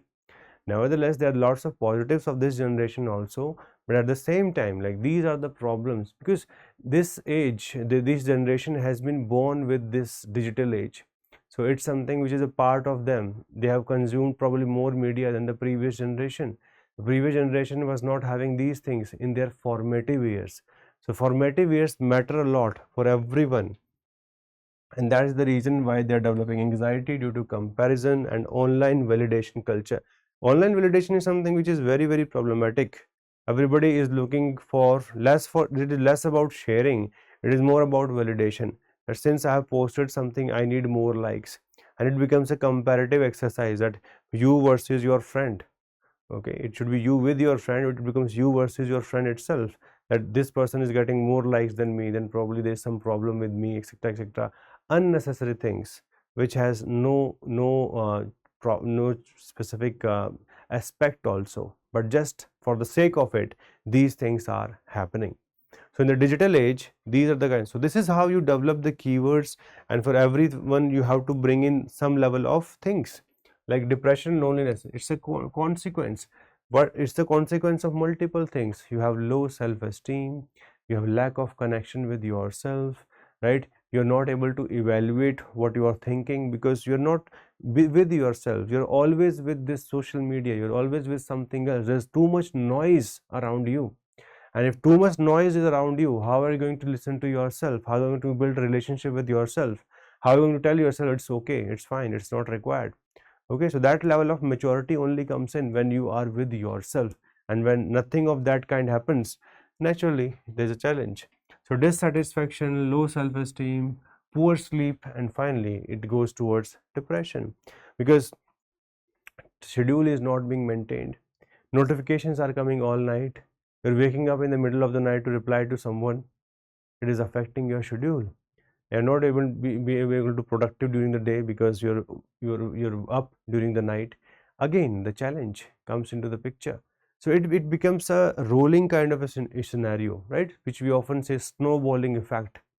Snowballing effect. So slowly it corrodes everything. It corrodes your mind, it corrodes your self-confidence, it corrodes your esteem, and in general, after that, you feel like that you are not worthy of anything, and that sense of self-worth, when it starts declining, person enters the field of depression. And since they do not have the human connection, they are not able to share it openly. Okay, they are not able to share it openly. So despite online connections, youth feel emotionally disconnected. Why you're disconnected? Because the face-to-face relationship is not there. Students show increased screen time linked to rising youth depression. This is a study by WHO. You can also mention some studies when some kinds of topics are coming which can be further validated by using these kinds of case studies. So some case studies from your general studies, because this is a topic less about philosophy, it is more about psychology. This topic is more about psychology, it's more about the way the current generation is moving forward. It's more about that. Okay, so this is where you can use multiple reports also. Towards the end, you can give some solutions, some balancing act also, like digital detox. You know, this is a very famous term now in today's time. Digital detox, again, an important keyword. mindful engagement, social emotional learning in school, campaign like Unplug to Connect, therapy apps, and promoting real life socialization, promoting sports, because sports also helps you in becoming a better person. It brings leadership within you, it brings human connection, it's team building effort, friendship. You are away from the digital things because of that. So all these things are important. Okay, and for this topic we have just tried to use best of the best keywords, like you can use this unplug to connect. So you have to develop certain specific topics. It's an advice from my side, like the mains is starting from 21st, so the last 1 week on daily basis 1 to 2 hours, at least 2 hours you should spend for essay. Focus on keywords, focus on introductions, focus on conclusions. This is exactly what I also used to do. I used to do these things from the newspapers, because but now there's not much time for this year. But if you're preparing for the next year, this is one thing which you can use. Whenever you read newspaper, you see some good keywords on some topic, okay, specifically which is important for the essay. See the previous year questions, link both of them, and then make a list of such important keywords, because it will help you a lot in answer writing. Okay, it will help you a lot in answer writing, and that's the way to go about it. You have to have some level of knowledge also to write essay. Without knowledge we cannot write a good essay. Otherwise, what are the ideas that we are having? Like this topic, I think every youth can relate to, because one or the other point of time this may have affected them. Okay, so here we should have best of the best corrections. Next, for the conclusion, we can mention, like, while social media is a tool for connection, unchecked usage is triggering FOMO, especially in the youth, fostering a silent epidemic of depression, loneliness. A conscious effort to build digital literacy, emotional intelligence, and offline connection is essential to reverse this worrying trend. So you can show concern towards the end, okay, or you can give some, if there is some specific writer who has written about this, you can mention about them also. Okay, you can mention about them also, because that's the way to go about it. Because today's social media is promoting a lot of hedonism, pleasure seeking behavior. This hedonism without any control, okay, this is also affecting the brain structure also, because these apps know how to give a dopamine effect. Okay, so they know how to build this addiction. So this addiction should be broken, and it can be only done by digital literacy, how much you should use. Okay, help guidelines should be given to the parents also, so they can talk to their wards on a regular basis. In schools also, like from the early age, this focus should be there, because this digital mediums are not going to go down. We are in the age of AI, things are going to further move forward. The best thing is to learn to regulate. The best thing is not about one or two things, it's best about regulating ourselves. Okay, so we have to regulate, because things around ourselves are so dynamic, they will keep on changing. Today we have some prominent social medias like Instagram or YouTube. Tomorrow it's going to be something else. Okay, tomorrow going to be something else entirely. So these things will keep on changing over a period of time. All right, so let us now move forward. And for conclusion, like whenever you're doing conclusion, these are some of the things which you can keep in your mind. Like number one, there should be smooth transition from the body part towards conclusion. It should bring a sense of completeness, a sense of final touchings on the topic. It should be impactful, and in general it should also be forward looking. Okay, like this topic has been asked by UPSC multiple times. This is one thing which is very, very important: spiritualism versus materialism. Which is the right thing? Okay, spiritualism versus materialism, which is the right thing to do? Okay, which is the right thing to follow? So in such kinds of topics, it's always best to go for the balance, because if we see the society around ourselves, we cannot just preach it and no, leave materialism, go for spiritualism. Do you see the world around yourself? Do we see only spiritualism? No. Do we see only materialism? No. Both are there. So in such kind of topics, it's always good to create a balance, right? And how should we create a balance? You can use these kinds of keywords, like in navigating the complex interplay between the materialism and spiritualism, forging a middle path. Okay, forging a middle path becomes imperative. It is within this harmonious balance that integral humanism of Deen Dayal Upadhyay finds resonance. So Deen Dayal Upadhyay has talked about integral humanism, upholding the intrinsic values of each individual. It advocates for society where material well-being coexists with spiritual growth, and by acknowledging the non-material dimensions of our existence, we can create a world where relentless pursuit of material gain doesn't overshadow the richness of our spiritual essence. So naturally, this is one of the most important debate that we have in our world, in our lives also. We have to always create this constant balance. Like for few years, you may run after your career, but then eventually you'll feel like that, okay, I have achieved something, now I should create a balance. So this materialism versus spiritualism, the only outcome is going to be balance, right? Because in essay, you cannot just be like taking only one side. So here in these kinds of an essays, it's more about the middle path, create a balance about it. Like you can even use the ideas of Swami Vivekananda, who also gave this famous speech, right? You can use that speech in the conclusion. The speech was given by Swami Vivekananda in the World Parliament of Religions in 1893 at Chicago, where he said that we should take the materialism of the West and the spiritualism of the East, and we should try to produce maximum happiness for the masses. Because happiness for the masses, because in general, if you want to see, our time on this earth is limited. Okay, we cannot be just like having goals, this, that, etc. all the time. We should have this inbuilt understanding that how much are we going to sacrifice, how much time we are going to sacrifice for materialism, and how much it is for the self, because often both are not connected with each other. The moment somebody becomes wealthy, okay, the connection with materialism starts breaking down, okay, and eventually we see the spiritual side becoming more prominent. So both are required, okay. We should not be completely ignorant that we should leave the all aspects of materialism in the early part of the life, which makes it very difficult to eventually improve, or whatever goals or wants we have, we are just suppressing them. That is not going to work. You can even use ideas from Hinduism. Like in Hinduism, we have this concept of 4 Purusharthas, right? Dharma, Artha, Moksha, and Kama. So it creates a balance in life, because balance is something which is difficult to achieve, but it often produces good result, okay, for us humans. So that's how you can use religious ideology, or you can use some important speech of a leader, you can use some concept of a leader, and in such kind of topics, it's always better to create a balance. But like I'm telling you, you have to remember few ideas, you have to have some knowledge to use it for the betterment. Okay, let us take one more topic. This topic is very clear. Is democracy really the best form of government? Now, we are seeing democracies across the world getting affected by some negative elements.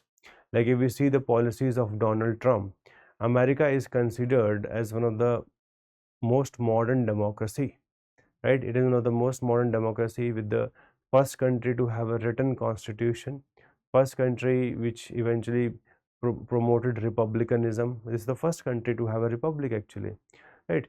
And today we see the policies, the way they are misusing their status in the world.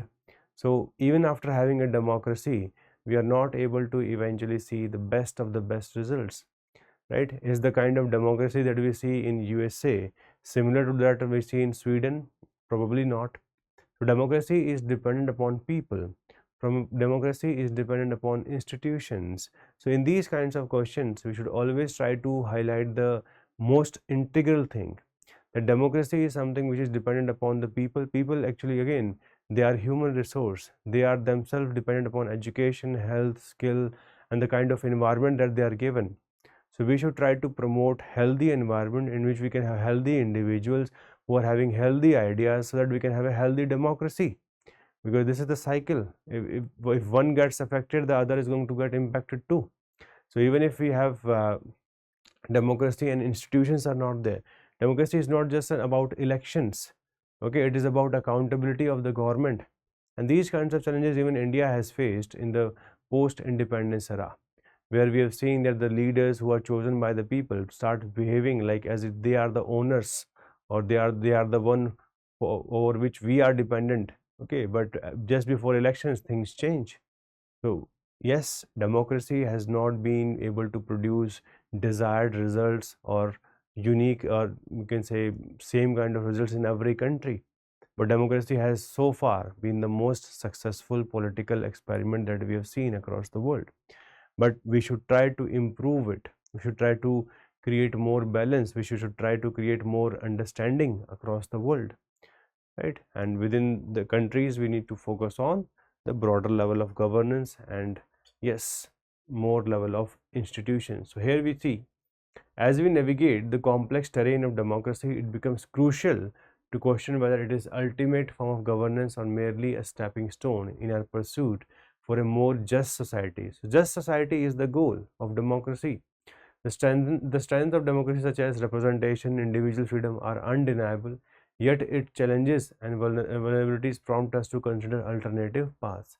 In this continuous exploration, let us not shy away from powerful question: is democracy the zenith of governance, or are there uncharted territories that might redefine our understanding of a truly effective and equitable system?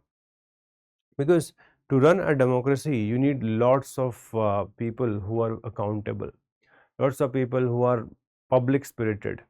And when that public spirit dies down, when institutions are not working, then it is just looking like a democracy, but it is not a democracy. So we should learn to define democracies also. We should have some kind of democracy index, okay, with clarity across, without politicization, because many of the Western countries, from time to time, they will create an index and they will put themselves first always, and they will just criticize the rest of the world. So that kind of indexation is also not required. Here it's more about creating these kinds of open characteristics within every democracy at the national level, or later on at the international level. But nevertheless, democracy has been a successful form of the government which we have seen across the world, and this has probably produced more happiness in comparison to others. If you go by the utilitarian ideology, like if we see communism has not worked, dictatorships have not worked, monarchy, it has, now naturally within monarchy we can also have a democratic government like Britain, but previous monarchical systems have not produced because they used to treat them like subjects, not citizens. So here enlightened citizens are required to maintain democracy, and right kind of investments, right kinds of institutions are required for betterment, because we have seen the best results in Nordic countries. You see Norway, okay, probably, or Finland. These are the happiest countries in the world because of the structure that they have been able to create: good public infrastructure, good focus on health, education, skill, and good regulations with respect to wages, with respect to everything. Right kind of morality has been developed within the society, right? In other countries like even India, we have not been able to do so. Like in India, elections, pomp and show, this, that, etc., gets more weightage than the kind of governance which is there in the country. The governance is the most important thing which should be improved, and that's where the concept of good governance, etc., comes into the picture, which has certain characteristics which should be followed everywhere, right? So we have to make government more transparent, more accountable. Bureaucracy should become more citizen centric. All these are the recommendations which we see by the second ARC to make Indian democracy better. So we can reiterate them in this essay also, but since it's not an India specific essay, so we can be journalistic also. We can take the idea of India in some of the paragraphs internal. So this is how conclusion should be done. And again, in conclusion, we have different methods. Like in some where there is a comparative, we can go for balancing act. In this kind of this, where we have a powerful question, we can take some sides. Okay, so this is about the broader level of essays. Okay, so in the previous 1.5 hours, what we have done, we have tried to understand what is an essay, because many students are not able to understand the requirement itself. And side by side, I given you multiple examples by using the copies of toppers also, to tell you like how you can write an introduction, how you can do a structure, while making a structure, how you can use different kinds of keywords. We have taken at least 8 to 10 examples. I've given you some ideas also side by side, and then I've given you some idea with respect to conclusion as well. So I hope by now, by watching this 1.5 hours, you are able to get understanding of what is an essay, because the syllabus is not very clear about what are the requirements, right? Because there is no specific requirement. But if we go by the trend, one area where UPSC is putting maximum stress is philosophy. So in the next 1.5 hour or 2 hours, we'll be focusing on philosophy. Okay, so I'll be taking some specific themes in philosophy here. The 2-3 themes which I feel like are very important. The first theme which could be taken, it is about the purpose of life. Okay, purpose of life. We'll see many topics, you will understand the meaning of this. Second, it is about change being constant in this world, right? You cannot step twice in the same river, Heraclitus. So we'll talk about some important ideas, because philosophy is something where we have ideas. So we'll be talking about many authors. Okay, and this is the area where you should make notes. If you'll make these notes, if you utilize them in your essay writing, naturally you're going to get more marks. You're going to get probably more confident also while writing, because to develop arguments, you should have content. If content is not there, then naturally the challenge is going to be there. Like whatever we have discussed so far, everything to certain extent depends upon the content. If you're writing an introduction and you do not have a content, how are you going to write a good introduction? But at the same time, it's an important skill also to write an introduction, etc. And please use the methods that I've already told you, that how to write a good introduction. You have to focus on the detail, you have to connect it to the topic, and you have to bring in the best of the best keywords also. Okay, so I hope this structural part is now done. Introduction, structure, conclusion. Now let us focus on some theory aspect. Okay, so now I'll be focusing on philosophy. Towards the end, I'll be taking 1 or 2 topics linked to ethics, like attitude, emotional intelligence, but very quickly, because my aim is to give you the overview and the content. Like this part is now more going to be about content. The first part was more about the process of writing an essay, how to develop this. All right, let us now talk about that. And towards the end, I will also take the topic of health, because I feel like this year they may ask a topic of health. All right, so philosophical essays. When we talk about philosophical essays, there are multiple themes which UPSC is asking. Like first, I would like all of you to see the kind of topics which UPSC is asking. Okay, so these are the two very prominent themes, like purpose of life, change is only constant. Like see, last year they asked, it is best to see life as a journey, not as a destination.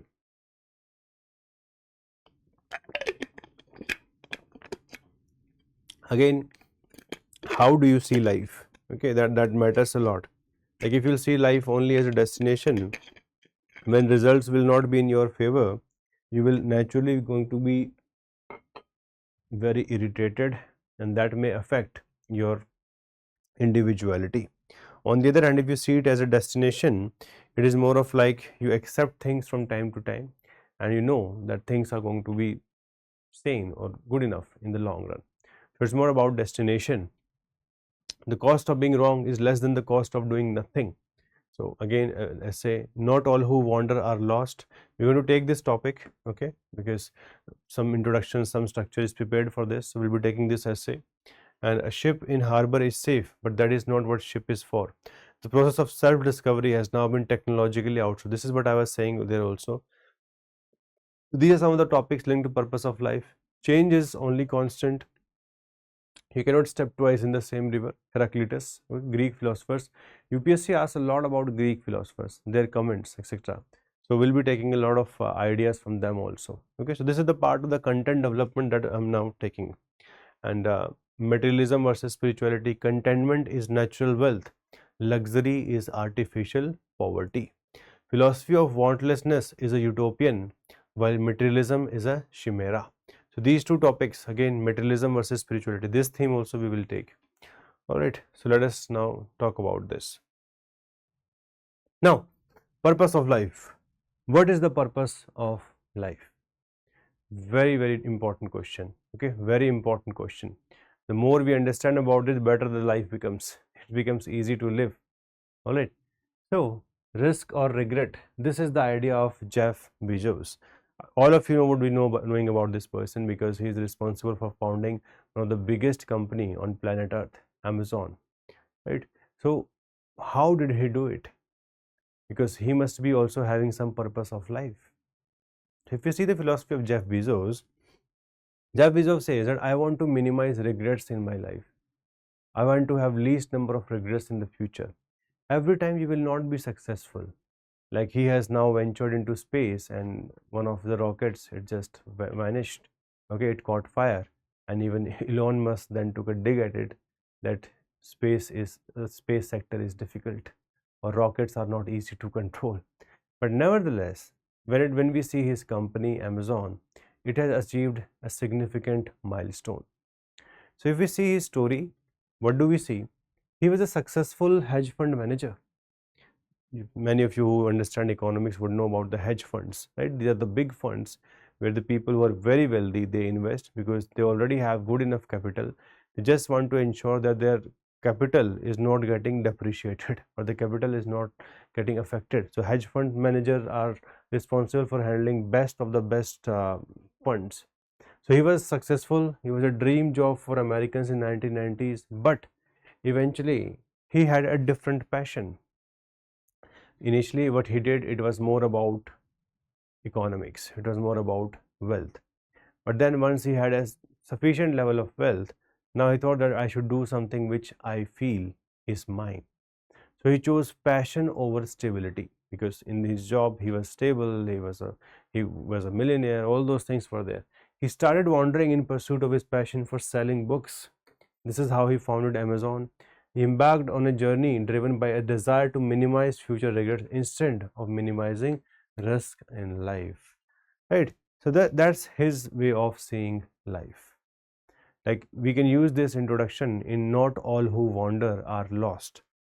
Okay, not all who wander are lost. We don't have to write necessarily about Buddha. We can talk about some other leaders across the world, in India also, here in America also, in every other part of the world also. You can take the name of any leader and you can build a story around it, or whatever. If you know about the biography, even better, because you can bring in more detail, right? Then his journey with Amazon was no less than a roller coaster ride, but still he kept on wandering. It took him more than 10 years to make Amazon an unrivaled giant of e-commerce. The success story of Jeff Bezos is not just about the making of a billionaire, but it highlights the importance of wandering to live a satisfied and regret-free life.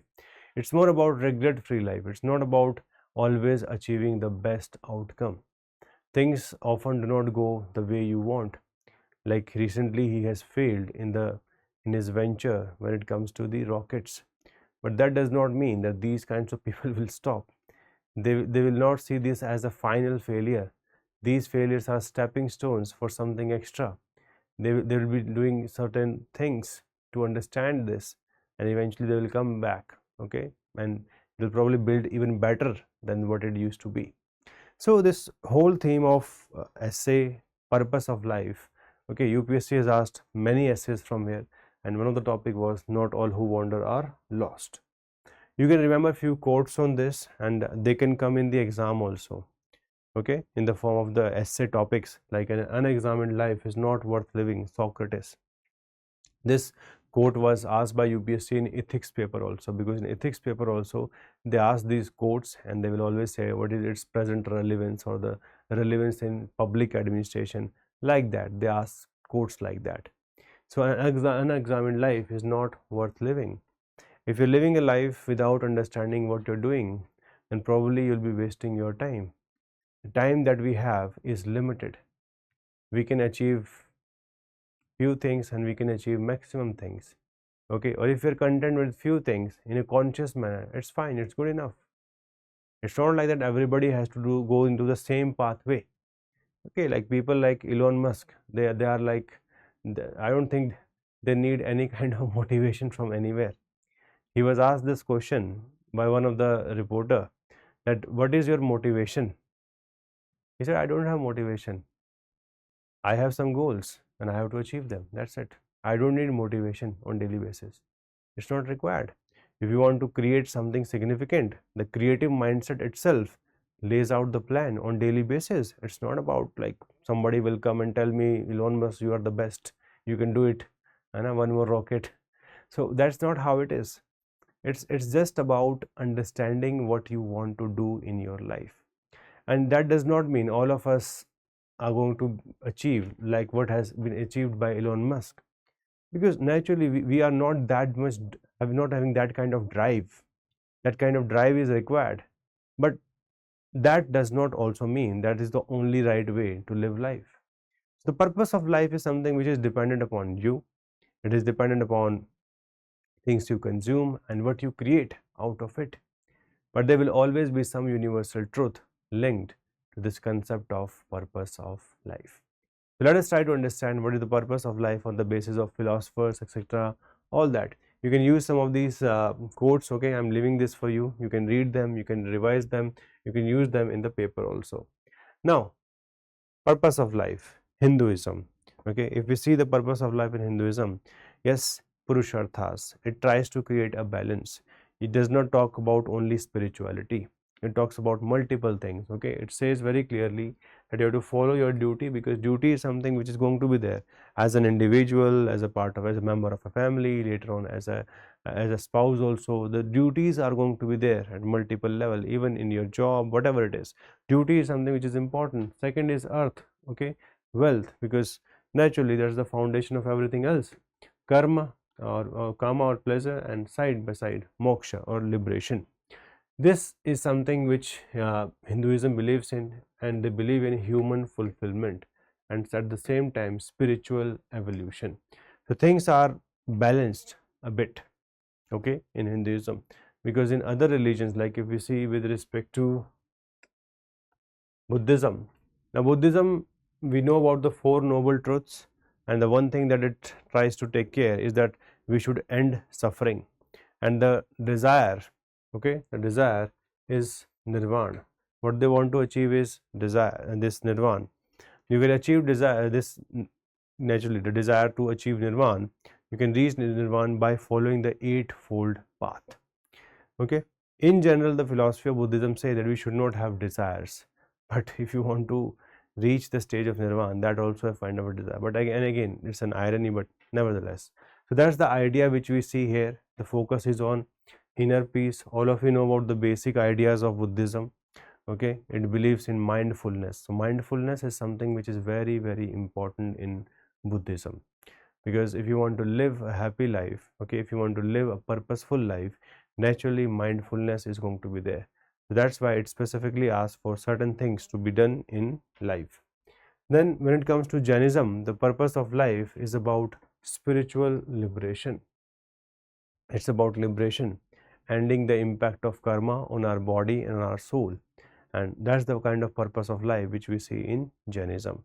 Okay, it follows the extreme path, while on the other side we see Buddhism is more about the middle path, and Hinduism, it's more about the balance, it's more about the harmony that we see. So in every religion we have different sets of ideas, and that's why they are distinct from each other. Okay, that's why they are distinct from each other. Now, yes, Indian philosophy, all of us know, we have read the history, etc., this and that. But if you want to bring diversity in your answers, okay, if you want to bring diversity in your answers, so one of the way to bring diversity in your answer is to bring philosophy from somewhere else. You can bring philosophy from the China, okay, or the rest, the East, just like that, or we can bring philosophy also from the West. So when we talk about China in particular, one person who is very, very famous is Confucius, and the ideas that he has put forward has become the basis of Confucianism. So his ideas are very much followed in China. So he talks about two things, Ren and Li. Ren is more about benevolence, that one of the purpose of life is to achieve that you become a compassionate person. You listen to others, you help them out, right? So that is about Ren, and Li is about ritual propriety, and you have to ensure that you follow the proper rituals, etiquettes, and social norms. So in a way, like the concept of dharma we have in Hinduism, that is more like Li, the concept of Li, ritual propriety. And Ren involves compassion, kindness, empathy, and the second is more about duties. He also says that a person should fulfill their filial duty. Okay, filial piety, which means like family duties. You cannot just leave your family behind. You have to take care of them, you have to take care of each and everything which is linked to them. So this is also he talks about, and he says this ensures well-being of society. Okay, if the family is happy, society is also going to be happy. That's why he says we should not give up the filial piety. And finally, he believes in social harmony. He says that this is one of the most important requirement of for any society to prosper. And if the purpose of life of everyone is clear, naturally it is going to create more harmony. So the purpose of life as per different people, it is different. Okay, if we go about people like Charvak, they will say that just enjoy the life. Okay, make weekend should also be celebrated during the weekdays. So that's what Charvak believes in, right? Charvak believes in all those things. But Confucius, similarly, we also have Taoism. Taoism is again very important. Okay, it gives a unique perspective. Just like Buddhism, it also believes that we should believe in embracing the way. Embracing the way means living in harmony with nature, accepting its cycles. The world is unpredictable. Human societies, they often feel that we can just control everything, but you cannot. You cannot control it. That's how things are. Okay, so he says that we should try to live in harmony with nature. We should accept unpredictability of existence. We should not just think about that, okay, this is that. That is not going to work. So he believes in these things specifically. Plus, he also says that we should live in a simple life and a detached life. We should not go into too many entanglements. Okay, we should try to detach ourselves from majority of the things. That will make it easy. That will make it easy for us to continue to live. So that's about Taoism. Then in the Western philosophy also we have multiple people, like these are the words which we will often see: hedonism, eudaimonia, existentialism, religious existentialism, even absurdism, many of them. So they have given different ways to understand the purpose of life. Hedonism is very much similar to that of Charvak. Hedonism is more about where you maximize your pleasure. Okay, this idea is given by the school, okay, which is linked to the Epicureans, and the person who is responsible for the school is Epicurus. So the followers of Epicurus are known as Epicureans, and they are also known as hedonists.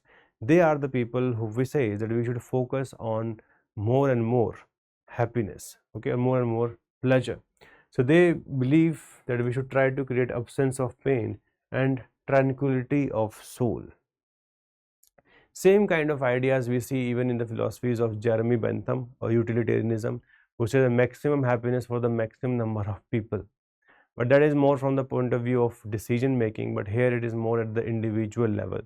So Epicureans, who are the followers of Epicurus, they believe in hedonism. But this idea of hedonism is criticized by Immanuel Kant. Immanuel Kant, a very famous German philosopher, he says that we should not just believe in only pleasure or maximization of pleasure. We should believe in moral excellence. He is a person who has focused on the concept of duty. He says that we should only act in a certain manner, that we should be able to fulfill our duties, and we should act in a way that it becomes a universal law. So, believe in this concept of moral way of living. So, he believed that morality should be the basis, okay, and it should be eventually be based on rational principles rather than pursuit of personal pleasure.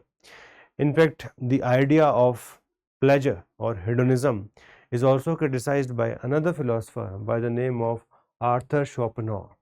Arthur Schopenhauer says that chasing pleasure is meaningless. Why chasing pleasure is meaningless? Because eventually it leaves behind a trail of unhappiness, and that's how it is. You cannot effectively stay in the pleasure mode all the time, right? So you are going to be left behind, because that's how it, like suppose somebody goes to a party, okay, they drink some alcohol, they feel like they are living their lives, and then eventually after 1 hour, 2 hour, they lose the best part of them, the best part of the consciousness, and then by the morning they have different kinds of challenges, right? It could be hangover, it could be something else, it could be like any kind of things. You're not productive, etc. A feeling of badness, it is left behind. So Arthur Schopenhauer says that particularly that the pursuit of pleasure is ultimately futile, and it only serves to momentarily alleviate the inherent suffering of human existence.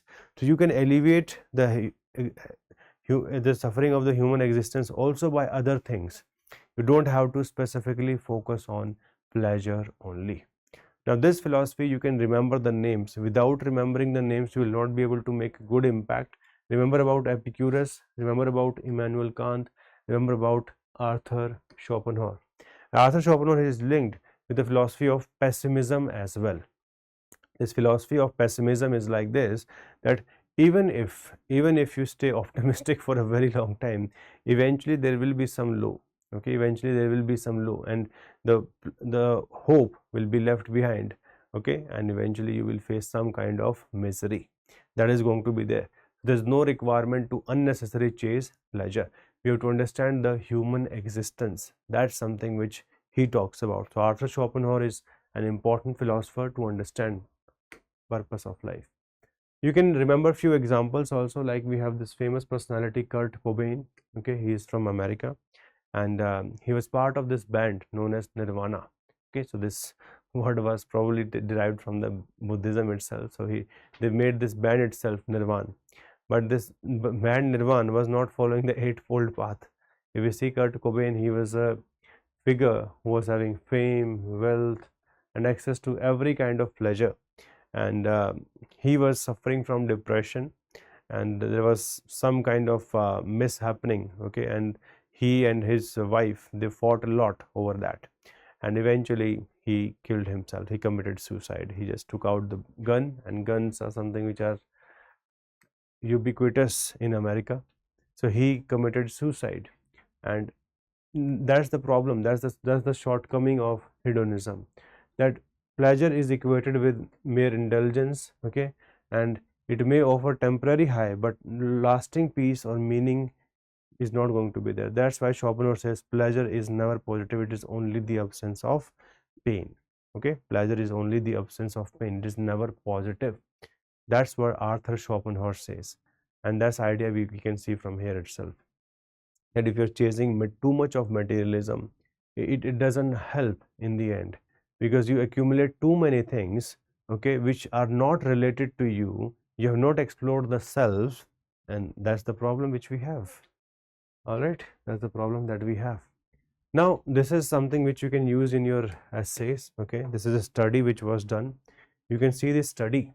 This study is about hedonism in consumerist society, and this is known as the endless treadmill of desire, right? Like you are having n number of desire. Like people are always like, recently you must have seen this, when this iPhone came, the previous iPhone came, people were standing in lines. Okay, and they're standing in lines, and I think there was a line which was as big as 500 meter to even 1 kilometer. They just wanted latest iPhone, and they are changing fashion trend, this, that, etc. So what happens is this is hedonic treadmill. Okay, hedonic treadmill means that you get excited by something. Okay, that once you will buy this, you will have happiness. The moment you get that phone, after that it again comes down. So pleasure becomes fleeting, and constant consumption leads to diminishing returns, and naturally along with this, if you do not have sufficient resources, it will also bring debt and anxiety. That's why this quote is fantastic by Will Rogers. It says, too many people spend money they have not earned because they are dependent upon credit cards, etc., to buy things they don't want. Okay, to impress people. Okay, to impress people they don't like, right? So this is something which we need to understand. This is something which we need to understand. So this has become a challenge. This has become a challenge, that if you do not follow the basics, okay, if you do not follow the basics, naturally the challenge is going to be there. And hedonism in consumerist society has been very, very challenging. This is something which we have seen. Okay, this is something which we have seen. All right, let us go further. They even use this concept, okay, the hedonistic treadmill. Similarly, in digital culture, like we have already discussed about this multiple times, social media. We discussed about YouTube, Instagram, so we don't need to discuss this again, how they create FOMO, how they are responsible for eventually the poor mental health of the people, especially in adolescents. So this fear of missing out. So this again is linked to hedonism. So if you want to explore the psychological things, okay, psychological things of any topic, you can always talk about hedonism, pleasure, Epicurus, its contest by Immanuel Kant and others. All those things you can understand, okay, all those things you can understand. Then this Epicurus, over a period of time, they also understand that they cannot just link pleasure to things. So they also started reforming themselves. Like this Epicurus himself lived in a relatively modest house, okay, with a garden in Athens, where he and his followers found pleasure in friendship, philosophical discussion, and modest meals. So this is also one way of changing the concept of pleasure itself. The concept of pleasure can be linked not only just to consumerism, also to having positive human relationship. That's very important. Side by side to philosophical discussions and even modest meals. These are the basic things which we can link it to. Okay, we can link it to basic things. Then comes a very important concept: what should be the purpose of life? So Aristotle, he believes the purpose of life is eudaimonia. So far we have discussed in the Western philosophy one concept, that is the hedonism, but he believes in eudaimonia. Eudaimonia, he says, it's a state of flourishing, okay, a state of flourishing where we are able to achieve our objectives, okay. So that's something which he believes, a state of flourishing and true well-being. So eudaimonia is linked with this, okay, being well in life, at the same time achieving our objective. So it entails more than personal contentment. Yes, personal contentment is there, but at the same time it's about realizing our own potential, okay, and also having moral excellence. It's just like the concept of Gandhiji. Like Gandhiji used to believe that we should not commit 7 sins, okay, we should do hard work, but we should not commit sins side by side. So it is very much linked to this. So Aristotle, when he says eudaimonia, so eudaimonia is a mixture of these two things. Okay, what's the mixture of these two things? Like number one, we should be content, number one. Number two, we should try our level best to realize one's potential, and number three, cultivation of moral excellence. So in a way, eudaimonia is something which is also what Immanuel Kant says to us, that we should cultivate moral excellence. Right? So the moral law is to be followed, because the moral law is the law of the universe. That's what Immanuel Kant actually says. So this emerges from pursuit of excellence in thought and action. It involves engaging in meaningful relationships, contributing to the common good, and seeking harmony with oneself and the world. That's what this eudaimonia is all about. This could be written as a conclusion if there's a question with respect to this, okay, like materialism versus spiritualism. So what we can go for is eudaimonia, where you learn about yourself. That's more about spirituality, but you cultivate moral excellence, and at the same time you achieve one's full potential. That's the field of materialism. So both things can be eventually brought together. So eudaimonia is a good concept which you can explore in your essays, and this is something which will probably give some ideas to the person who is checking your essay also. So this remains a good concept, okay, this remains a good concept. Then what are the examples of eudaimonia in India, in across the world? So you can give example of Dr. Paul Farmer. Dr. Paul Farmer, he's a doctor, okay, and as a doctor he had lots of opportunities to earn money, to stay in the places where he could have, but he chose that he want to serve the poor people across the world. So this Mr. Paul Farmer, he eventually tried to serve communities of countries like Haiti as well as Rwanda, who are facing problem with respect to medical care. So he tried to support them, okay, he tried to support them, and he tried to work in these impoverished areas. He treated patients for free, and naturally this shows the level of compassion, excellence in craft, and a relentless commitment to others' well-being. So this shows that this person is following the idea of eudaimonia.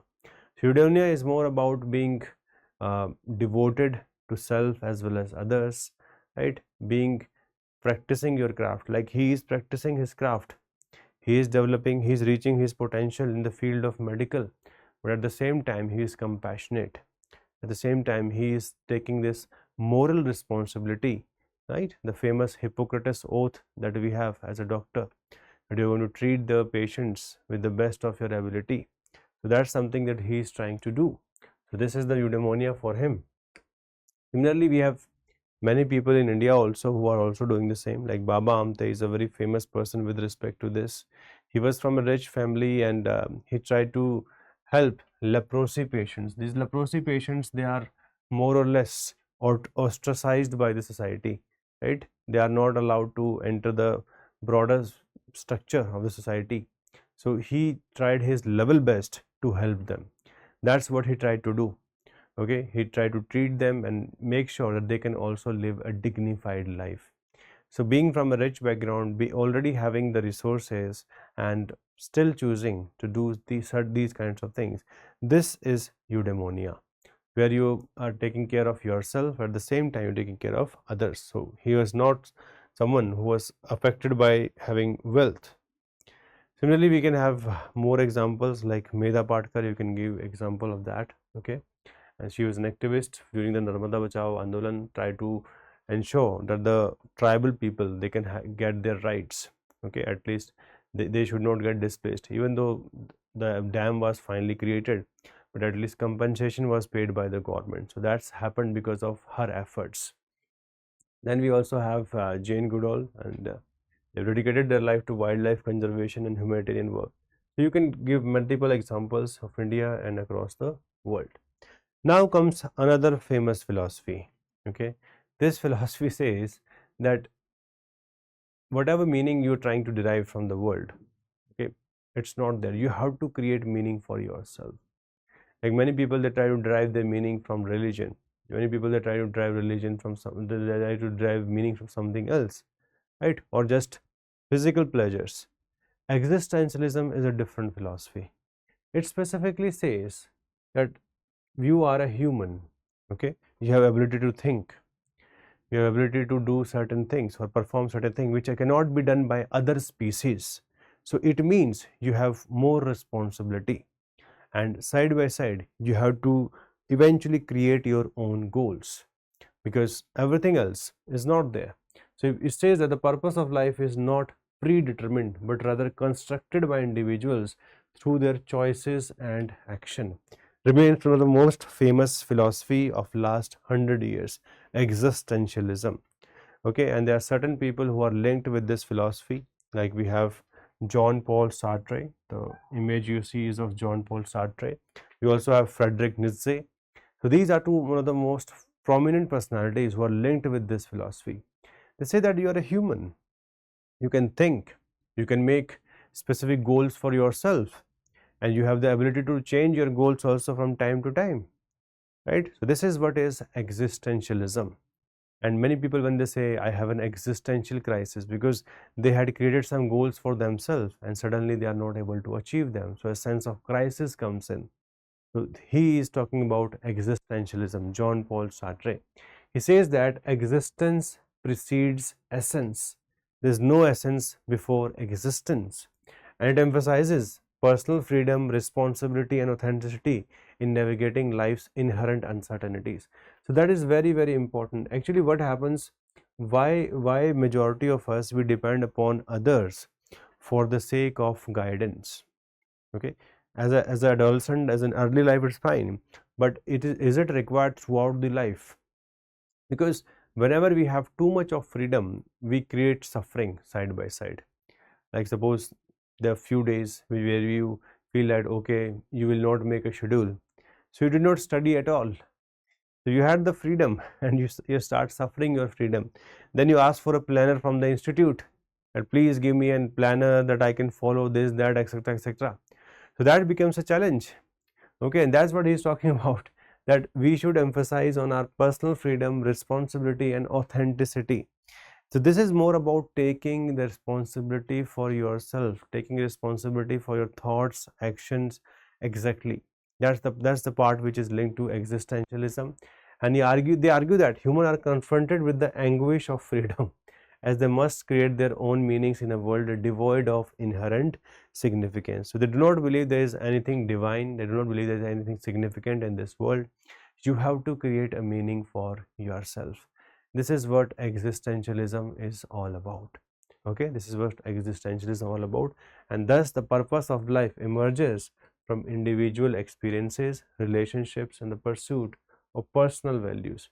And by embracing this freedom and confronting the inherent challenges of human existence, they can create meaning for themselves and a sense of authenticity.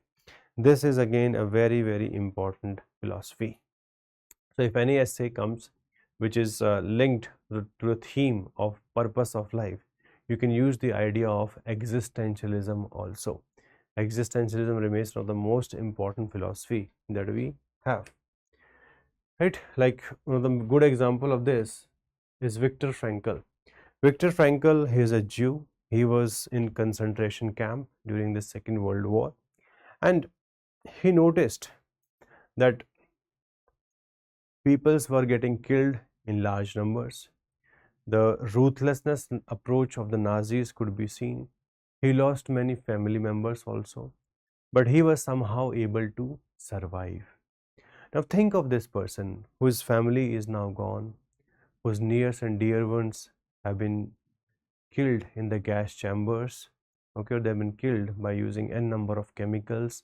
The Holocaust, around 6 million Jews were killed. So Viktor Frankl, he says, he who has a why, those who have a why to live can bear almost any how. So your purpose should be very clear. Okay, you should have this why I want to do this. So you have to question that, you have to accept it. Those who have a why can bear almost anyhow. So in his memoirs, Man's Search for Meaning, he has recounts his time in Nazi concentration camp. Amid extreme suffering and the constant presence of death, he observed those who have found personal meaning, whether in memories of loved ones, future goals, or acts of inner defiance, were more likely to survive mentally and emotionally. Because if people are dying in large numbers around you, how are you going to survive? That willpower goes down along with it. You are also preparing for death. You lose your sense of purpose along with it. But he was someone who was able to safeguard, and this book became very famous. Okay, Man's Search for Meaning. And he affirms existentialism idea that even when life is objectively meaningless, we can create meaning through conscious choice, inner attitude, and responsibility. If he would have just left it at the scale of events, then he would have probably thought that nothing is meaningful. Okay, it's not worth. He would have even lost faith in humanity also, side by side, because the percentage of humanity in Germany, specifically Nazis, were responsible for killing of so many people. So that can also change your inner attitude to the level that you only become vindicative, that you want to take revenge for that. But to get out of it, you have to take responsibility. Okay, and to live a life, you have to create meaning, you have to set some goal. This is what existentialism is all about. So you can use those examples. Please try to remember few keywords. For every philosophy, you should remember few keywords. If few keywords are not there, then it will become challenging. Okay, it will become challenging. Then similarly, we have a good example from India also, Arunima Sinha. Okay, why this is a good example? Because she was a national level volleyball player, and she was pushed off a moving train by thieves in 2011. She lost her leg. Okay, it had to be it got imputed, and then she went for prosthetics, and she made a goal for herself that I will eventually go to the summit of Mount Everest. Now that's a very, very big goal, that considering that everybody will feel like you will not be able to do it. But she was trying to prove it to herself right? So these are the stories which creates a lot of faith in that even if a number of challenges are there, still you can achieve significant in your life. And that's what we see. She became the first female amputee in the world to go climb Mount Everest in 2013. The turnaround time is so less. 2011 she is having the event, and probably she would have stabilized by 2012, and by 2013 she was standing on the top of the Mount Everest. This is again existentialism. Majority of the people after that kind of an event would have accepted their fate, and they would have thought that this has some meaning from somewhere else, and many people would have even linked it to the previous life birth, something wrong done by someone. But here what do we see? A person is not ready to give up. When somebody is not ready to give up, naturally they're going to achieve significant things, because time always turnarounds, and that's what she did. And this journey, it was existential. Okay, she chose to transform tragedy into purpose, finding meaning in courage, perseverance, and inspiring others with disability. So this is a fantastic example of how you can transform anything. Same kind of philosophy we often feel even in religion also. Okay, this is known as religious existentialism. This is linked with Soren Kierkegaard. Okay, what they say, that have a leap of faith. Okay, leap of faith is about that whatever is happening, there are two ways. Like the normal existentialism, we think that it is meaningless. What I want to do, let us focus on that. He says the other way. He says that whatever is happening, it's a divine thing. Okay, it's a divine thing. So we should not effectively put too much of our head into it. We should not question everything. Like if somebody had some mishap, if you will start asking this question, why did this happen to me? This is a very difficult question to answer. Okay, and nobody can answer it, because it means you are asking for accountability from nature. How can nature be accountable? We do not know, right? So here he says, take a leap of faith. Whatever comes your way, just keep on moving forward. This is religious existentialism. Okay, and he says that Abraham, which all of us understand, okay, a prominent personality in Christianity as well as in Islam. So Abraham's profound faith, despite recognizing the moral complexity of sacrificing Isaac, Abraham obeyed God's command, believing in a divine resolution. So whatever responsibility was given to him, even if it means that he had to do sacrifice of some loved one, he still did it, because it is more of like a divine level of thing. So this is the idea of religious existentialism, that to some extent you think that everything which is happening around you is divine.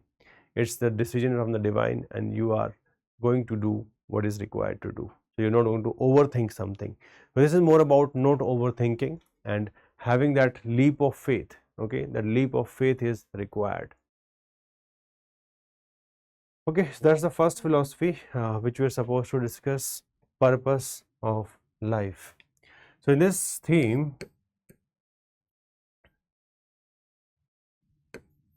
a purpose of life, you have to remember these philosophies. And whenever an essay comes in, use the philosophies which make more sense in that essay. Do not write them all like a GS answer. That is not going to help. All these philosophies that we have learned, even with respect to India, so we have learned about Hinduism, Buddhism, and please remember the keywords. If the keywords are not there, then the expression will not be exact. I hope you remember UPSC has mentioned the expression should be exact.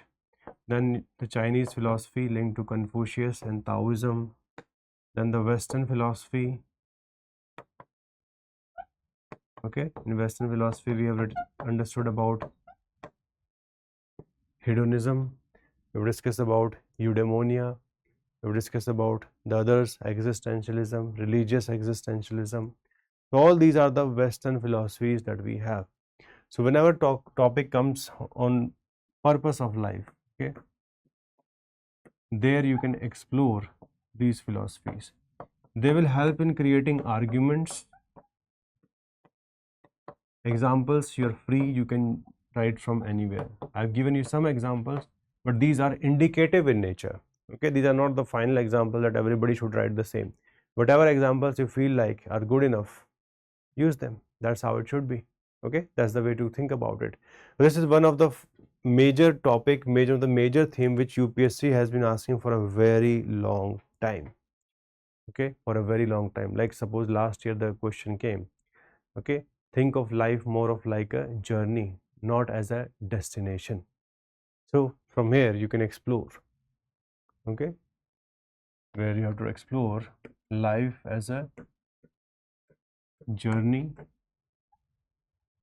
not as a destination.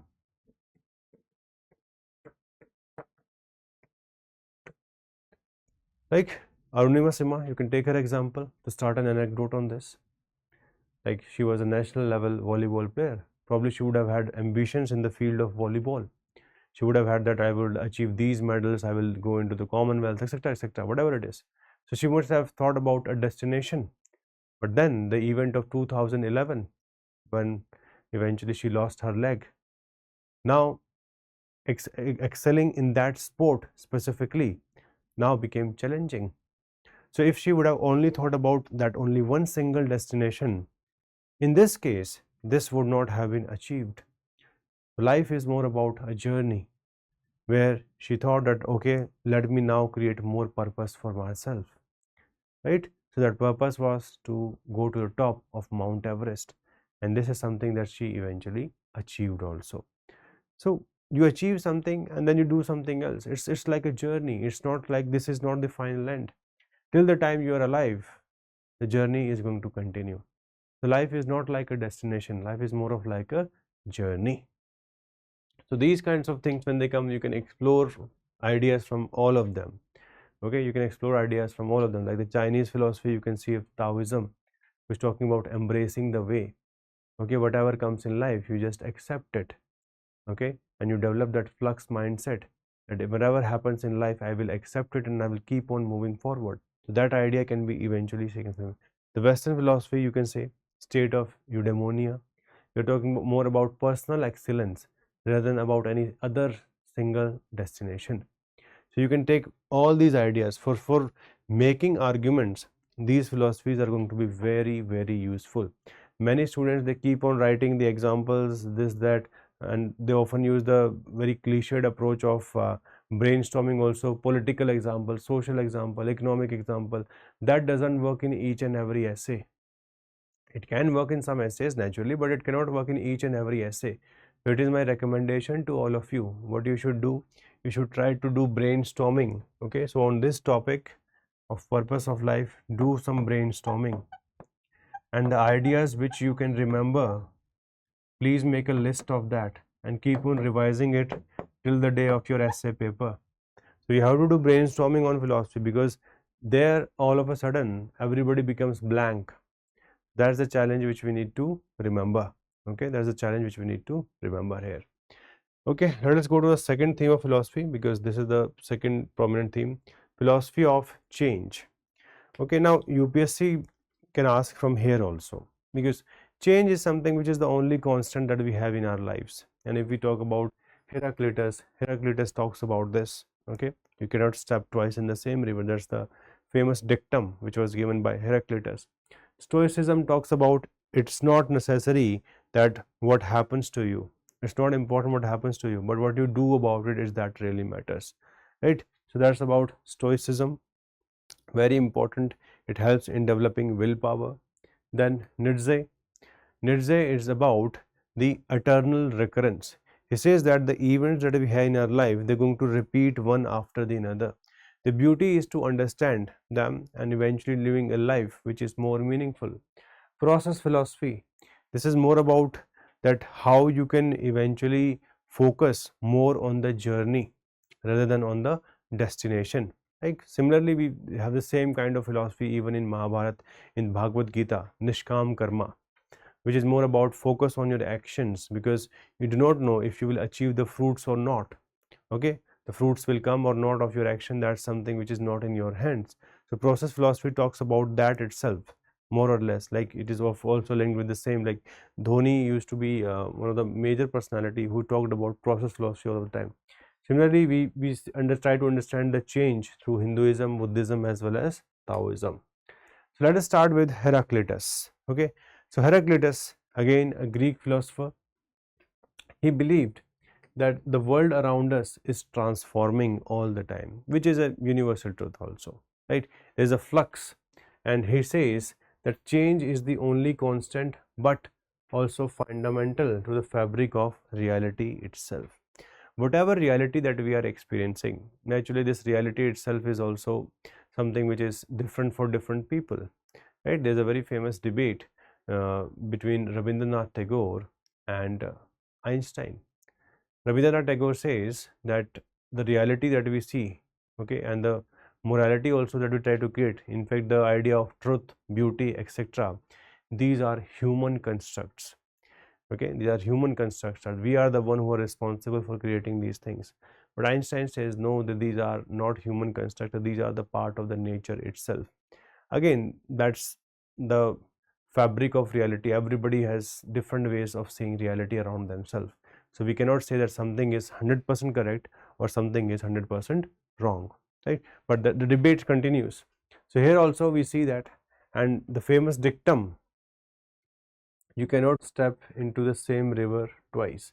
This encapsulates the idea that everything is in a state of ceaseless motion and becoming. So reality is again a constant state of flux. Nothing is there which is going to sit in a singular fashion. Everything in this world, everything means everything. The pace is different, okay, the time period is different, but the everything changes in this world, and that's what we need to recognize from time to time. So for him, reality is a constant state of flux with its opposing forces, elements continually interacting and evolving. He saw change as the underlying harmony that governs the cosmos. He says that change is responsible for governing the cosmos and shaping the ebb and flow of existence in a dynamic and interconnected manner. So that's something is important, and Heraclitus also says the famous thing that strife is justice. Okay, he says the famous thing that strife is justice. What is the meaning of this? It means that conflict and discord is essential aspect of cosmic order, learning leading to balance and harmony in the grand scheme of things. So strife is justice. Okay, strife is justice. You have to go through it. You cannot eventually escape each and everything. Like if a person wants to make a good personality, they also have to go through a certain process. So you have to strive. Okay, that is the only way to go about it. You will see lots of opposing forces in your life, but you cannot escape them all of a sudden. Okay, you cannot escape them all of a sudden. So that's what we need to remember, okay, about Heraclitus. Heraclitus, he gives an example also, like we see a tree, okay, a tree, and eventually through different seasons within the same year we see different kinds of behavior. Okay, naturally the autumn season we see the leaves go down, then we see the spring, etc., etc. So it keeps on changing. It's in a state of flux. Same thing seen by humans also from time to time. We often feel that things are not changing, and we often make these fundamental dictums also, like, please don't change, right? Everybody is changing one way or the another. The fundamentals may remain same, but at the broader level the changes are going to be there. The whole human civilization faced a significant event in 2020, COVID-19. Now all of a sudden we have to change. Okay, the human interaction, the human warmth, etc., all had to be taken, they had to take a back seat because isolation was now required. Otherwise the spreading of the disease would not end. So that's something which we need to remember. So COVID-19, it was like work from home, health tech, etc., making vaccines. These things became significant during a period of time. So that's something which we need to understand. This is again what Heraclitus says, you cannot step twice in the same river. Things are going to change, and they will change for, we do not know for good or bad, but they will keep on changing. They may not be a kind of a factor which we can be able to come out with, but things will keep on changing. Then same thing you can see in the economic field, the global economic recession. We used to feel that the housing loan is the most safest loans.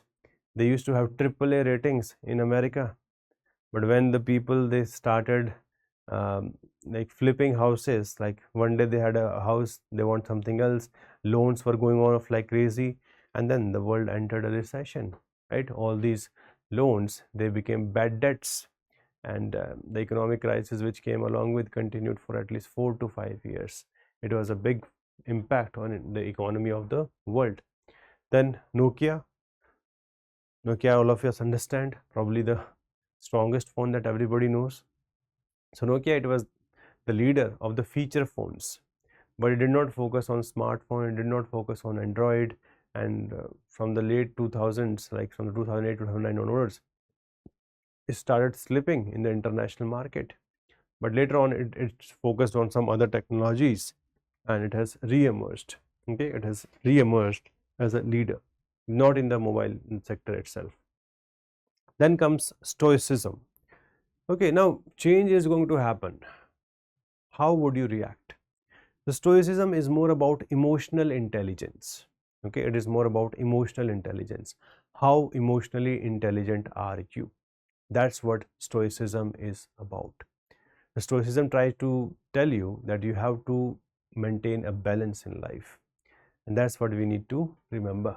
Okay, so it gives a unique perspective on the nature of change and how individuals can navigate it. So it is more of like a self-help guide, what you can do. The Stoic philosophy is concept of acceptance of the natural order of the universe. Like whatever is happening in this world, you have to accept this. Somebody is entering your life, you can accept it. Somebody is leaving your life, you have to accept it. You cannot go against it. Okay, you gave an exam, did not become successful immediately, you have to accept it. You worked very hard, and you were thinking that you would get probably the best marks, you did not get it. Again, you have to still accept it, because when we do not accept, we go into a different cycle altogether. Okay, we go into a different cycle altogether, and that's one's happiness and well-being depend on how they respond to things which are inevitable. Things are going to change for everyone. Like if we see the ashram system also, which is there in Hinduism, we see that the first you are an adolescent, right? Then you go into the life of a householder, then eventually you go into the next phase, and then finally comes sannyas, or the complete renunciation. So we do see life, there's different stages. Okay, you have friends at one point of time, then eventually they are left behind, you make new friends, etc, etc. Same goes for relationships also. They come and go, and then you eventually get married, this and that. So world will keep on changing. Okay, the education, what you achieved early may not have a bearing on what you will achieve later on. But you would have had massive success initially, but the same may not happen later on. This is what we have seen across the world. So acceptance is something which is the only way to move forward. The moment we do acceptance of it, we become free.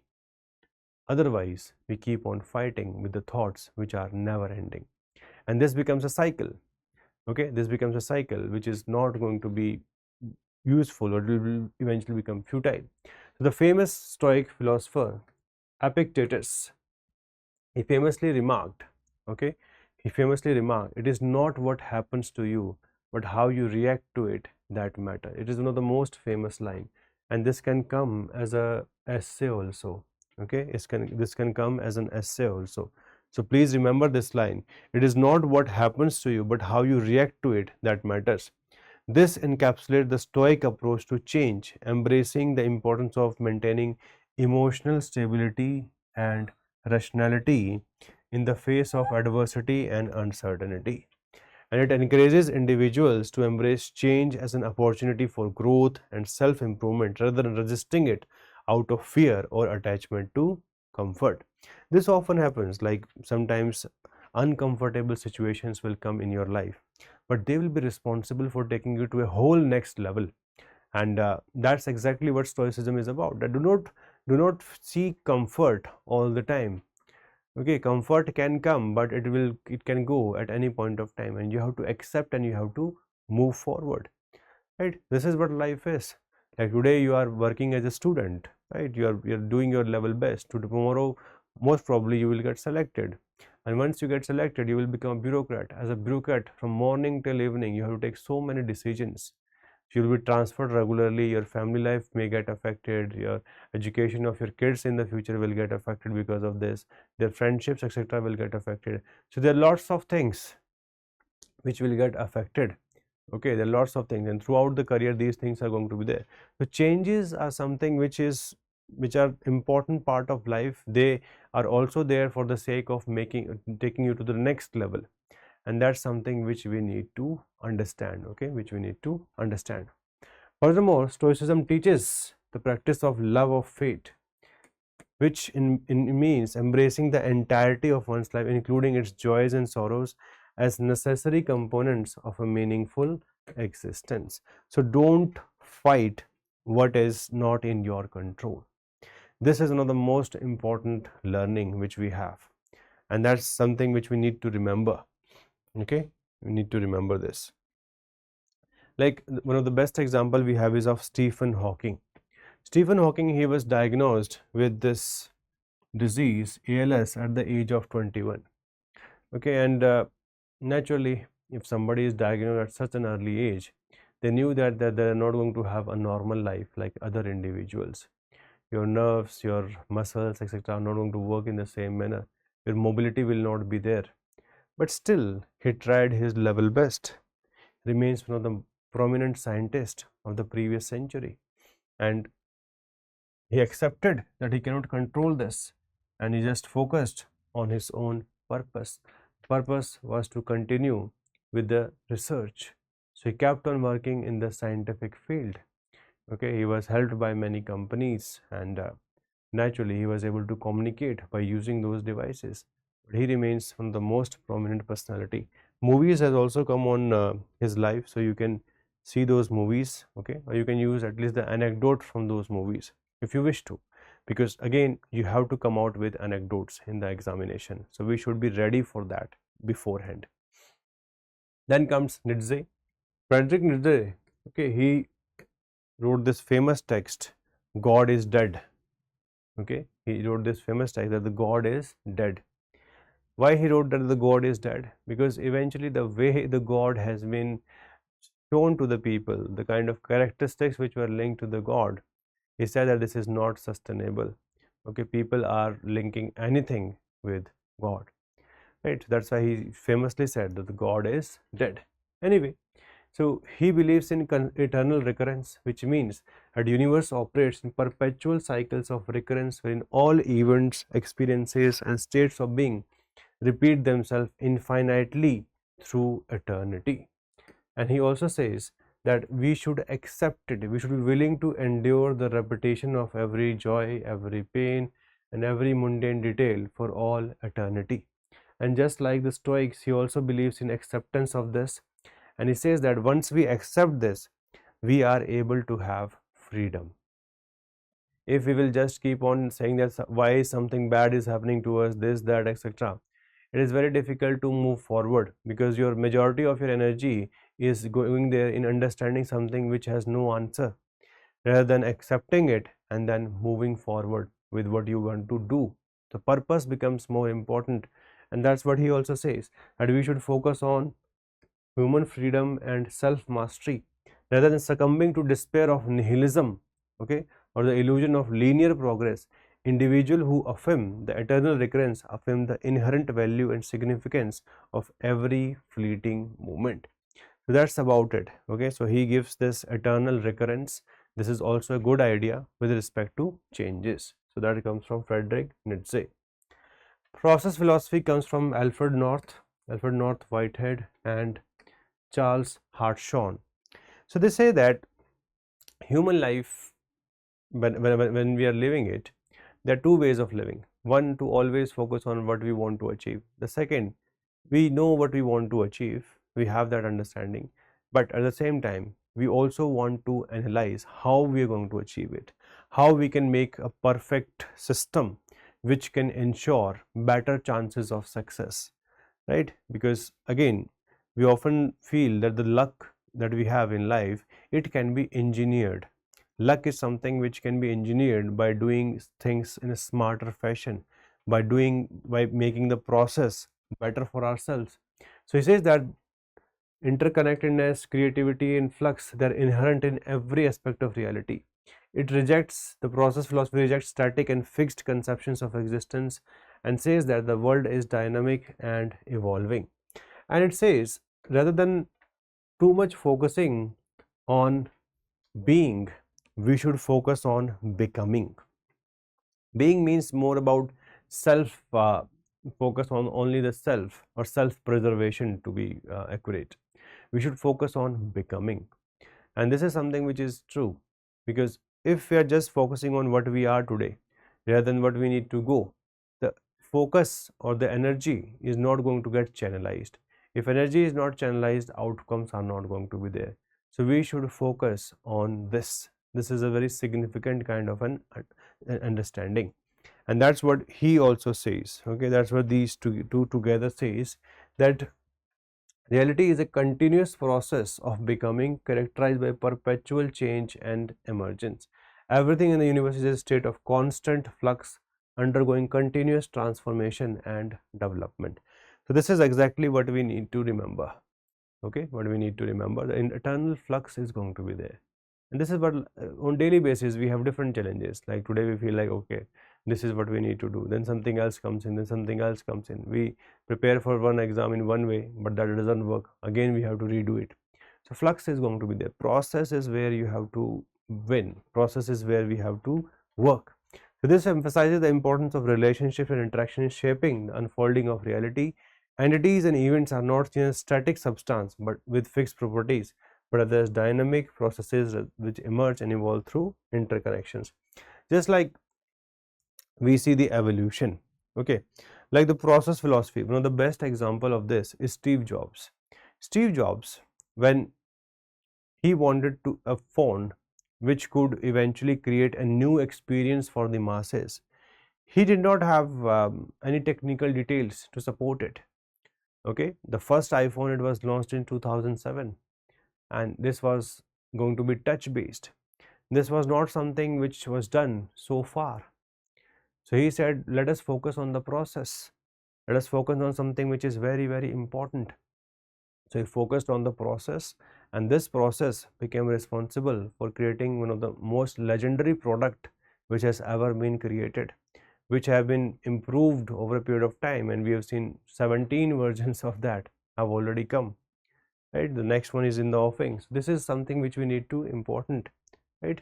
So smartphones, AI, etc. didn't appear fully formed, and it developed through iteration, user feedback, evolving needs. Like you see AI also, AI, the process for this chat GPT or others, it started in 2007, 2008. It took more than a decade to eventually reach a stage where they could now be called as AI. ChatGPT, once it was launched, for the first time it was felt that something significant is there. Okay, and it can understand. Like recently, the founder of OpenAI, he was saying that probably AI is now going to reach singularity. Singularity is a moment where AI becomes intelligent, okay, in a way that it goes out of the control of human beings, and it can improve itself endlessly, and eventually it can even control the world. So he says that that singularity moment may come. So AI, the development of AI has not happened just because of 1 day, 2 days of work. It has not happened, even the vision was there, but probably how to implement it was not there. So this has happened over a period of time. So the process is very, very important. The process philosophy, so the development of AI, these smartphones, etc., everything can be linked to process philosophy. Then change also, if we see, change is also which is appreciated in Hinduism. Okay, in Hinduism also, Buddhism, we already know about this doctrine of impermanence, and even in Taoism. Taoism also says the concept of yin and yang. Okay, so it says that there are complementary forces of darkness and light, contraction and expansion. Things keep on changing just like this. So we have yin and yang, right? We have change as well as stability. So when we discuss about Taoism, Taoism specifically says that these opposing forces, okay, these opposing forces, they are responsible for creating the essence in the long run. Like, they are very interconnected. Okay, they're very interconnected. Like, suppose if we are living in the dynamic times today, okay, like see with respect to AI, these are like change on daily basis. There's no stability in the field of AI. But once this change will reach a certain level, we will see a level of stability. And that's what happens. Like he specifically mentions that they are opposing yet interconnected forces and are in a constant state of flux, each containing the seeds of its opposite within it. This is true. Okay, this is true because changes, okay, eventually they will reach a certain level and they will create the basics for some level of stability. But once the stability comes in, everybody likes change. That's how it happens. So that's why it says that each containing the seeds of its opposite within it. The interplay of yin and yang gives the rise to dynamic cycles of change observed throughout nature and human experience. Then he also gives a principle that how can we take care of these changes, how the changes can be eventually maneuvered. So you can maneuver through these changes only by using what? Only by using a specific tool, that is effortless effort. Okay, he says that your attitude is something which is going to play a significant role. You have to align yourself with the natural flow of things. You cannot be like, if something has happened, it is deeply disturbing also, and you have stopped working after that. It doesn't work like it. So this is effortless effort he talks about, which encourages everyone to align themselves with natural flow of the Tao, and rather than resisting change, okay, or exerting force to control outcomes. By relinquishing the illusion of control and cultivating a state of receptivity and non-interference, individual can navigate ever-changing current of life with grace and ease. This is something which is taught over a period of time. He says that effortless effort is the only way to win in life, to reach the destination to some extent that you're looking for. Because if you are focused on the journey, destinations will already arrive. They will always arrive. Okay, but if you'll only focus on the destination, even uh, the experience of the journey is also going to get compromised. So these are the things which are problematic. One thing is linked to the other, but at the same time, if you go through the wrong process, the outcome will not be there. Then how to navigate change? What should be the process? Like if somebody asks you on this, okay, that change is constant, but change is something which is also troubling for human beings, right? Majority of the people, they always hope that nothing should change, but how can we eventually do that? Because that is never going to happen. It means only one thing is required: adjustments are required. So humans need to adjust from time to time. That's what this attitude is for. Okay, we can always change our attitude and become a new person overnight. That's exactly what is required. Number one which you need is finding balance. Okay, we have to understand this, that if we have to embrace change while cultivating stability. Changing everything at once leads to failure. Change requires embracing the paradox that change must coexist with certain level of stability. And similarly, stability without change is not feasible, because steadfastly relying on what worked in the past may lead to failure. We need to find the right balance between stability and change that is required. Like you see all these famous companies, okay, what do? They always work on research and development. Like Google today, it is having a market share with respect to search engine of more than 90% of the search engine across the world is controlled by Google. It can say that now we can sleep, we have achieved everything, but it will not work. Even though there is a level of stability which this is having with respect to market domination, but it keeps on working on the changes on daily basis. Okay, otherwise why would they require such a team? They keep coming out with new product, they keep on working on user feedback, they keep on working on the things which can simplify things, right? So that's exactly what it is about, finding the balance. Just like a company finds a balance, humans also need to find balance. How humans can find balance? By being ready for the future, by learning new skills, okay, by having a flux level of mindset that we can handle everything, come what may, I will be with myself. That's a good enough level of declaration to help oneself in any kind of a position. That's exactly what is required. And you have to embrace the change, just like the Stoics say, acceptance. Acceptance is very important, okay? And that's very true. In fact, many people like who follow stoicism, they follow this annual stoic week, okay? Like for a week they meet together, in which they are challenged to focus on the process, not the outcome, and to face up the reality that adversity is part of the normal course of life. So embracing the change again is a very important part. Preparing, okay, preparing for the change process should be able to understand. The process should be so comprehensive, it can always have some room for the changes in we have in our life. That's what we need to do as a way ahead, okay? Wisdom is very important.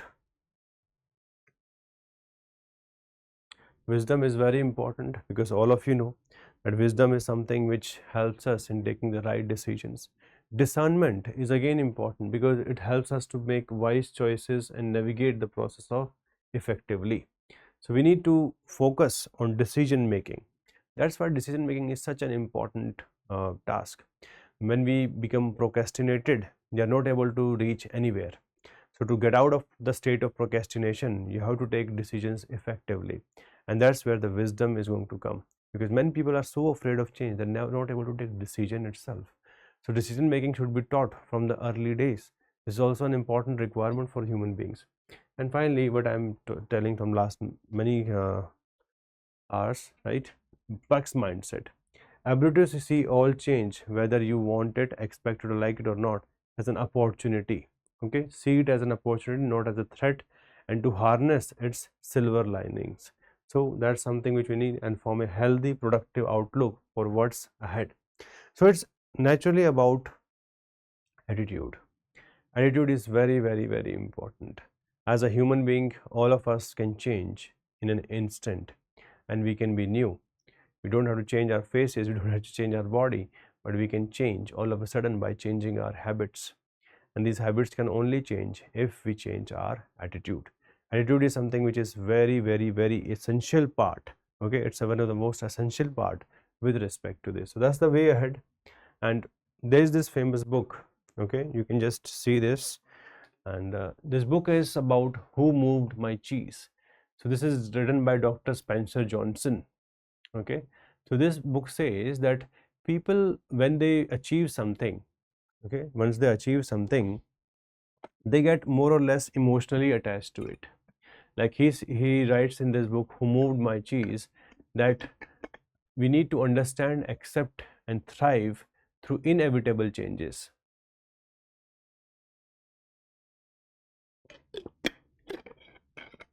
He says change is inevitable, right?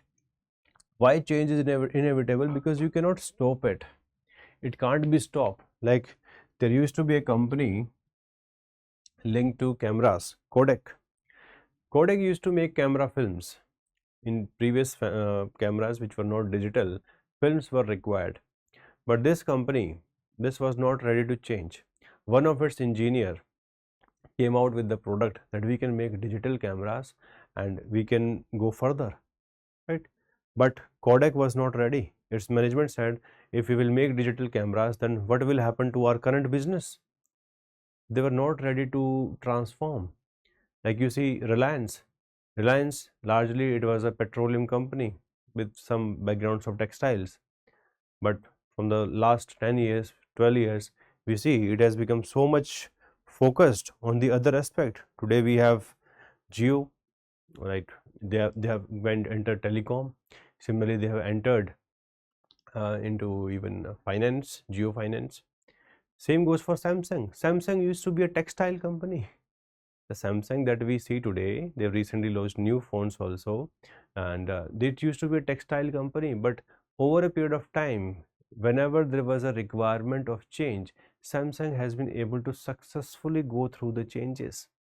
So that's why you are able to not stick to your old cheese, you go towards the new cheese. And naturally, there should be a certain level of plan for doing so. The transition cannot happen overnight. Transition has to happen in a certain level of things. So that's exactly what we see here. Okay, that's exactly what we see here. So Kodak declined due to its resistance to digital photography. Embracing change is critical for survival. Same goes for Netflix. Netflix went for anticipation. Okay, Netflix realized that this DVD rental business is not going to survive for long. It is very inconvenient. A rental store is having suppose 2 copies of a movie, but if there are 5 people who wants to watch that movie, how is that problem going to get solved? So the founders of the Netflix, they were tech people. Okay, so they said that we are going to make a platform where eventually everybody can have entertainment as per their own requirement. So it may have taken a long time, but Netflix has become probably the best company when it comes to entertainment, right? So this is something which we need to remember. And in this book, they also mention that let go of fear. Fear is something which is affecting people. Okay, fear, you have to upskill yourself. You cannot just stay addicted to what you're doing, because many people say that I have done enough. That's where the problem lies. You have to keep on changing yourself, right? Because life is about constant learning. Keep on upskilling yourself, right? Because in the age of AI now, many things are going to become redundant. Like tomorrow, it is very much possible into the future. Even there can be like AI teachers. There will be no requirement of us like physical teachers.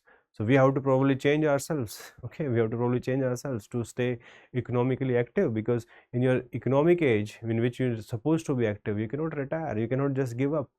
That's how life is. Right, so you have to always anticipate, and after anticipation, don't stick to fear. Keep moving forward. The good example is Arunima Sinha. Somebody whose leg is amputated and thereafter they are having the dreams of going up to Mount Everest says something about them. It says something significant about them. It shows their attitude. It shows their character, right? Even if in the initial days it may not get achieved, but constant thriving, that's the only way to move forward. So if you want to embrace the change, this can be a broader level of idea which you can go for. Like this, in the end, you can see this statement: the quicker you let go of old cheese, the sooner you can enjoy new cheese. So you can use this book. Okay, it is one of the one of the bestseller business books that we have. Who Moved My Cheese? Okay, and it is written by Dr. Spencer Johnson. Okay, it is one of the bestseller books, and from that we have taken this extract, that how can we go through the changes in our lives. Okay, so that's something which you can use. Then way ahead, again a very famous book, This Too Shall Pass, written by Julia Samuel. Okay, stories of change, crisis, and hopeful beginnings. There can always be challenges in life, and we may fail. That is true. Everybody fails one way, today or tomorrow. Everybody will fail, right? Just like everybody can be successful, everybody fails also, and the failure rate is always on the higher side, because naturally there's competition for everything. This is what human societies are into. We are competing too much for too many things. So that is going to happen. So always there will be a challenge in life. So she says this too shall pass. When you're having that the challenging times, okay, just have patience. Patience is something which is required to achieve great. If you're not having the patience, the challenge is going to continue. So challenge is something which we need to take care of. She says that during the COVID, the pandemic was like a scary Jaws music, right? If you have seen this movie Jaws, it's a very famous movie. It's more about how shark was hunting specific people in a specific area. Scary Jaws music coming. You can block it, but in the end, you have to pay attention. You have to shift and change. And according to her, change is one certainty of life, and pain is the agent of change. Okay, you can use these words. Look, it's all about expression. UPSC says exact expression. If you go for exact expression, the outcome is going to be always better. Okay, it forces you to wake up and see the world differently, and the discomfort of it forces you to see the reality of it. It's through pain that we learn personally and also universally. So this is kind of a conclusion on this topic. Okay, so this is the second theme that we have covered. Now the major theme, it is about philosophy of change. So we've discussed about multiple personalities. Okay, they're like Heraclitus, the most famous person with respect to this. We have written about Friedrich Nietzsche. We have discussed about n number of people. We have discussed about process philosophy. We have discussed about Taoism. Okay, effortless effort. So we have enough. The philosophy of change is also linked to Buddhism. So the argument part is good enough. Now you will not face problem with respect to arguments. If any essay comes on this, like UPSC has asked many essay on this, you cannot just step twice in the same river. So again, Heraclitus, you have enough fodder points to generate content. So content specific challenge is not going to be there. You can use the short notes of them. You can make short notes of them. It will take hardly 1 day. Okay, because these notes will be shared on the PW app. So you can download it from there and you can use it. Okay, you can use it for your own understanding. So these lectures were developed for the sake of providing content to the people. Like majority of us who come from the middle class, prepare for civil service examination, we have not read books. That's the biggest vacuum of life. So we do not have any idea which is not there in NCERT. Okay, we read less newspaper also before the preparation of UPSC. So we do not have idea, we do not have those books, because books, it takes time to read them. Now we do not have scope because too many books of our core subjects. So how can we go back? That's why this is the shortcut that I was able to devise, that we can give you some philosophy, we can give you some ideas, we can give you some extracts of the books, and you can use that for your betterment. So that's something which we can get used to. All right, so we can use this. This theme is covered. Now a very small discussion on materialism, spiritualism and wantlessness. Now materialism. Now all of us know what is materialism. Materialism is about focusing on those things, okay, which effectively is our outer world, not the inner world. So that's what Charvak says. Charvak says that there is no God, there is no fate, there is nothing. There are only 5 senses. Use your pleasure, focus on pleasure. You know? There's a very famous dictum in this also. Okay, take loan and enjoy. Don't worry about anything else. Right? So in they used to say that ren lo, ghee piyo. Take loan and enjoy in life. So this is the philosophy. They reject the existence of every supernatural entity, the afterlife and the validity of religious scriptures. They say that there's only one reality which you can see, which you can feel, which you can touch. Anything which you can see with your senses is something which is real. Everything else is unreal. So let us reject it altogether. So because of these reasons, okay, because of these reasons, we see that. So they see only the reality, and they dismiss the notion of karma, rebirth, existence of a soul. Everything goes down, and they say that okay, pleasure is the only way to pursue this world. So this is the idea of materialism. Naturally, materialism is not just linked to pursuing something about money or some these things. Materialism is also about understanding the world by its chemical compositions. Okay, by understanding the world around us, by seeing the physical constituents rather than the spiritualistic thing around it. So that is also there, but here the perspective is something like this. Okay, like Ajatashatru, you may be knowing about him. He was known for ambition. He was responsible for patricide. Patricide means where somebody kills their own father. So he was known for patricide, and eventually he was aligned with Charvak also, but Later on, like he aligned with Charvak's emphasis on rejecting everything else, but later on he just changed himself and eventually became a follower of Buddha. Same goes for Mike Tyson also. Mike Tyson, probably one of the person who was having the finest of the punches as a boxer. He reached very high level of success, but then he went for indulgence, went for extravagant spending, legal troubles, incarceration, controversial incident, and eventually he was surrounded by everything. Later on, after coming back from prison, he focused on spirituality. So that's something about it. Similarly, we have Yang Zhu, again a philosopher from the Chinese side. Yang Zhu specifically believes in egoism. He says that we should protect our self-interest. Okay, so he's more about protection of self-interest or self-preservation and personal well-being. They reject the conventional notions of altruism and social obligation. He advocated for a philosophy of egoism and individualism. Okay, so his philosophy is very clear and his principles are vivo, or seeking benefit for oneself. That's the only thing which is required. The one person you can link with his philosophy is Elon Musk. Elon Musk focus on everything. Like he is a very creative person. He has probably made the most diverse, biggest companies in the world. But he is also a person who does not believe in social outcomes. Okay, he believes in business for himself. That's what he is trying to do.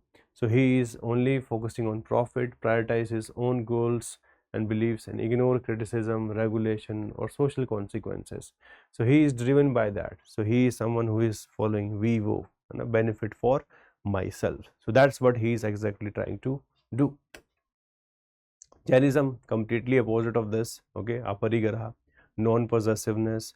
It believes that too much of attachment with material affects your karma, affects your body, affects your soul, affects the process of liberation.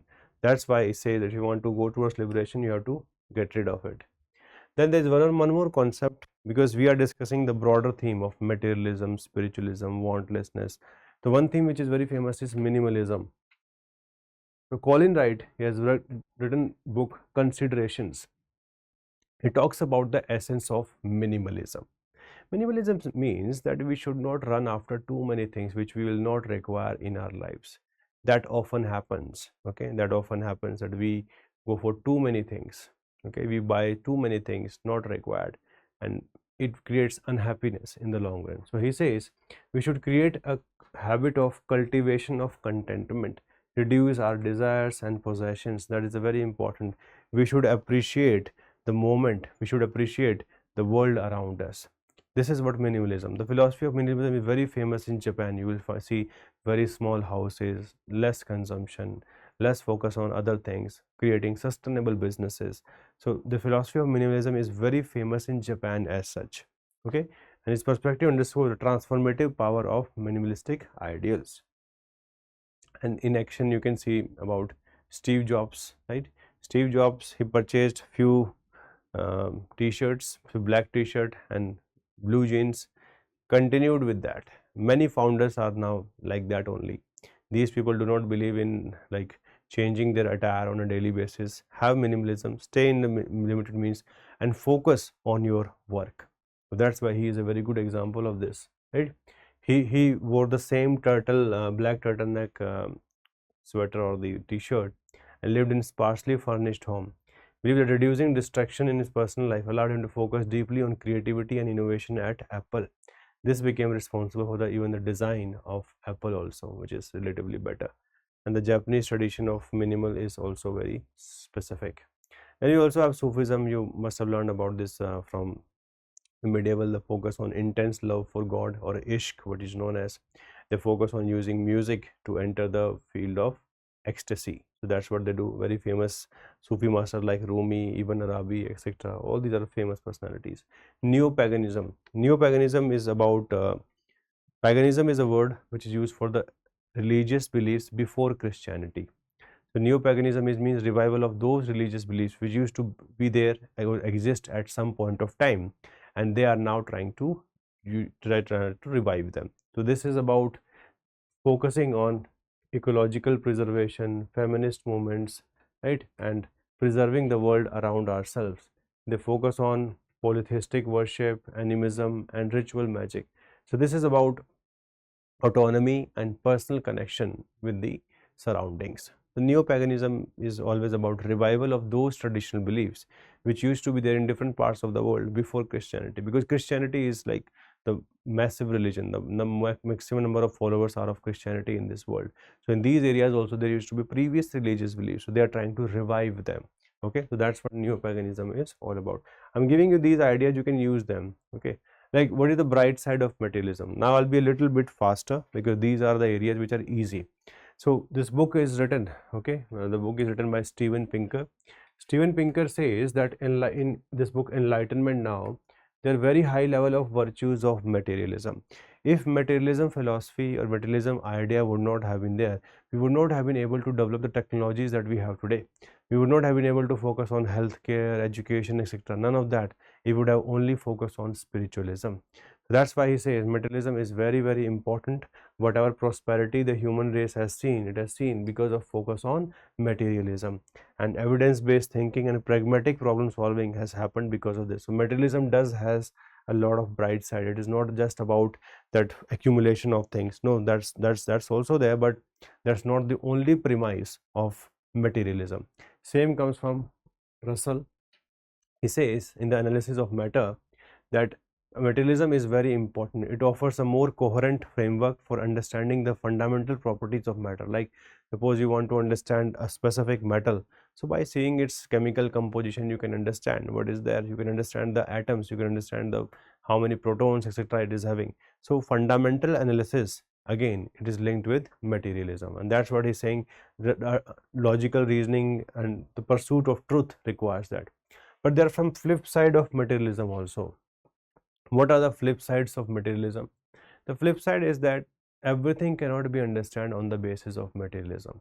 Humans have this psychological side, they have this spiritual side, which requires different methods. Same methods will not work in this field also. So that's what they're saying. And it falls short in comprehensively accounting for the subjective experience of consciousness and the emergence of mental state. So this is where the materialism starts falling apart. Like you cannot understand somebody's mind by just analyzing their brain, okay, because brain it's more of like a physical one, and the mind it is more of the more of like the software, right? It's something which is very difficult to understand just by understanding the brain or the structures of the brain. That's where the materialism starts falling apart. Then with spiritualism also there's some bright side. You get sense of meaning, purpose. We have discussed this a lot today. Okay, community and social support, because naturally the communities are built on the basis of religious institutions. So community living and good values that we can get. Flip side, there is spiritual bypassing and avoidance. We often create defense mechanism in life. Okay, like this is probably not meant to be, so we create these things and we just leave the things then and there itself. The spiritual bypassing is always a problem, okay, if you're looking for it. So we do not understand the uncomfortable truth and emotions. That's the problem which comes because of flip side of spiritualism. Exploitation as manipulation is also happening. India is having many babas, charismatic leaders. Majority of them, we have seen majority of them being responsible for doing illegal works, and many of them are behind the bars also. So that's the exploitation which people do in the name of spiritualism. Then wantlessness, all of us understand. Wantlessness means we are completely like I don't need anything at all. What are the positives of this? The positives are the minimalistic lifestyle that we have, right? Simplicity, mindfulness, these are the things which go associate. Focus on spirituality, meditation, etc. But the flip side also, like John Paul Sartre said, it creates existential poverty mindset, right? So human existence is characterized by constant striving for meaning, and in the absence of this there is a sense of nihilism or despair.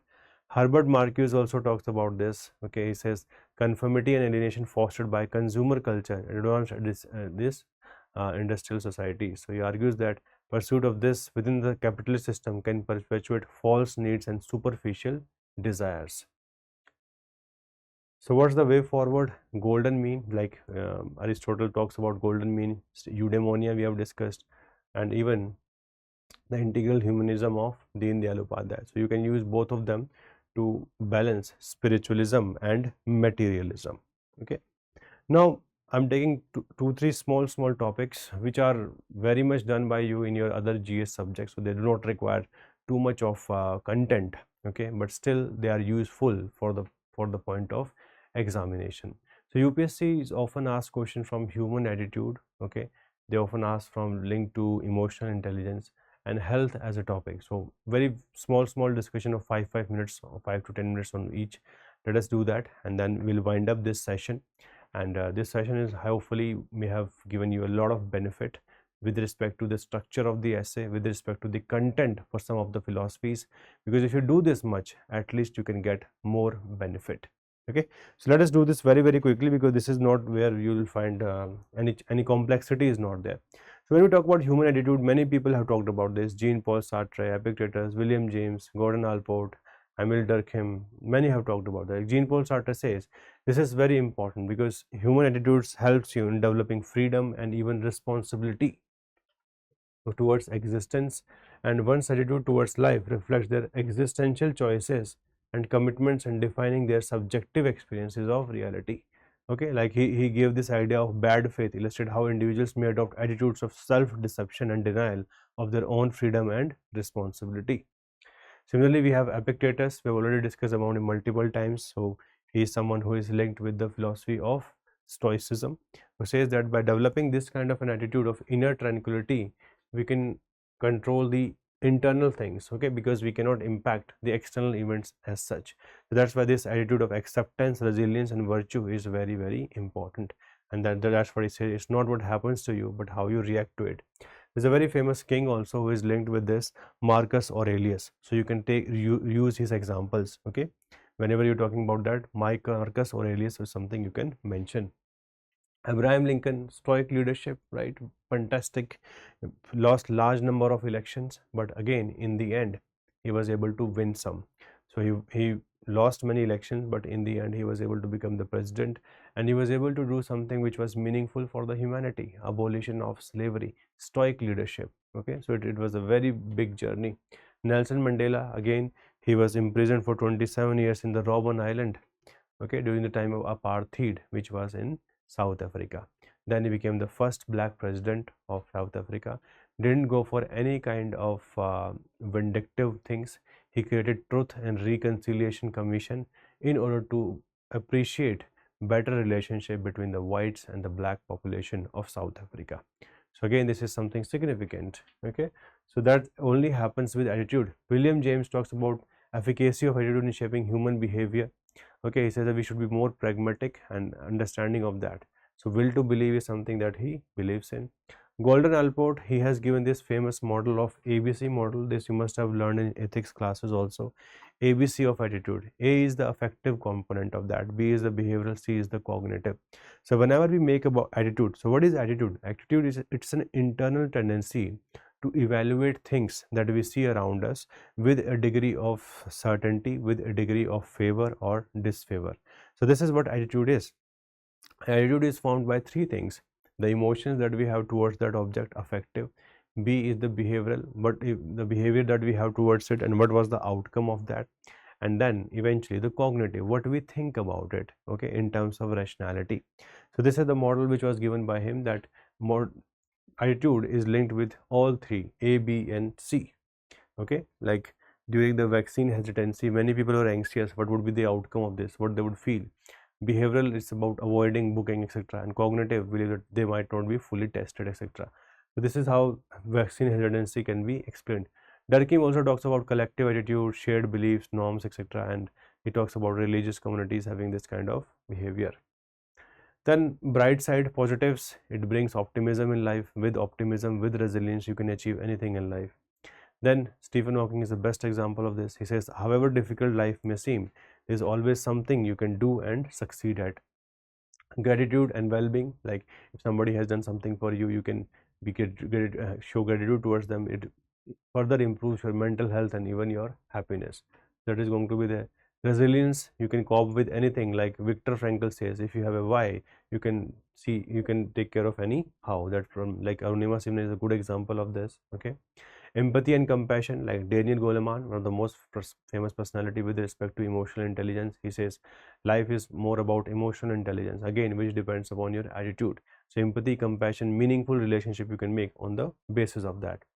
Good example is Sushila Amma. She was responsible for taking care of underprivileged children. So countless number of people she has taken care of. You can take her example, okay? And you can write in the examples in your essay also. Open mindset, growth mindset, all of this can be linked with your attitude. So personal development, your personality is again dependent upon your attitude. But there are some flip sides also. If it goes on the negative side, like Albert Ellis and Aaron Beck, they have studied the negative impact on mental health. People become pessimist, cynicist, and even chronic stress develops from time to time. Maladaptive coping strategy, you go for avoidance, denial, substance abuse, because you're not able to take care of it, and difficult emotions eventually comes in. If you have this idea of perfectionism, okay, many people feel like that they should do only the perfect things in life. So when you go for too many perfect things in life, eventually you're not able to take any decision. So that's the problem which we have. So it creates procrastination, and sometimes there's too much of self-criticism, it leads to burnout. That's what we need to remember. Then emotional intelligence, I hope you can manage this. Again, the same positives, like you have better interpersonal relationship, okay, within the family, with your colleagues, everywhere. Because if you are ready to communicate with them, you're ready to show empathy, the better interpersonal relationships are going to be if you have emotional intelligence.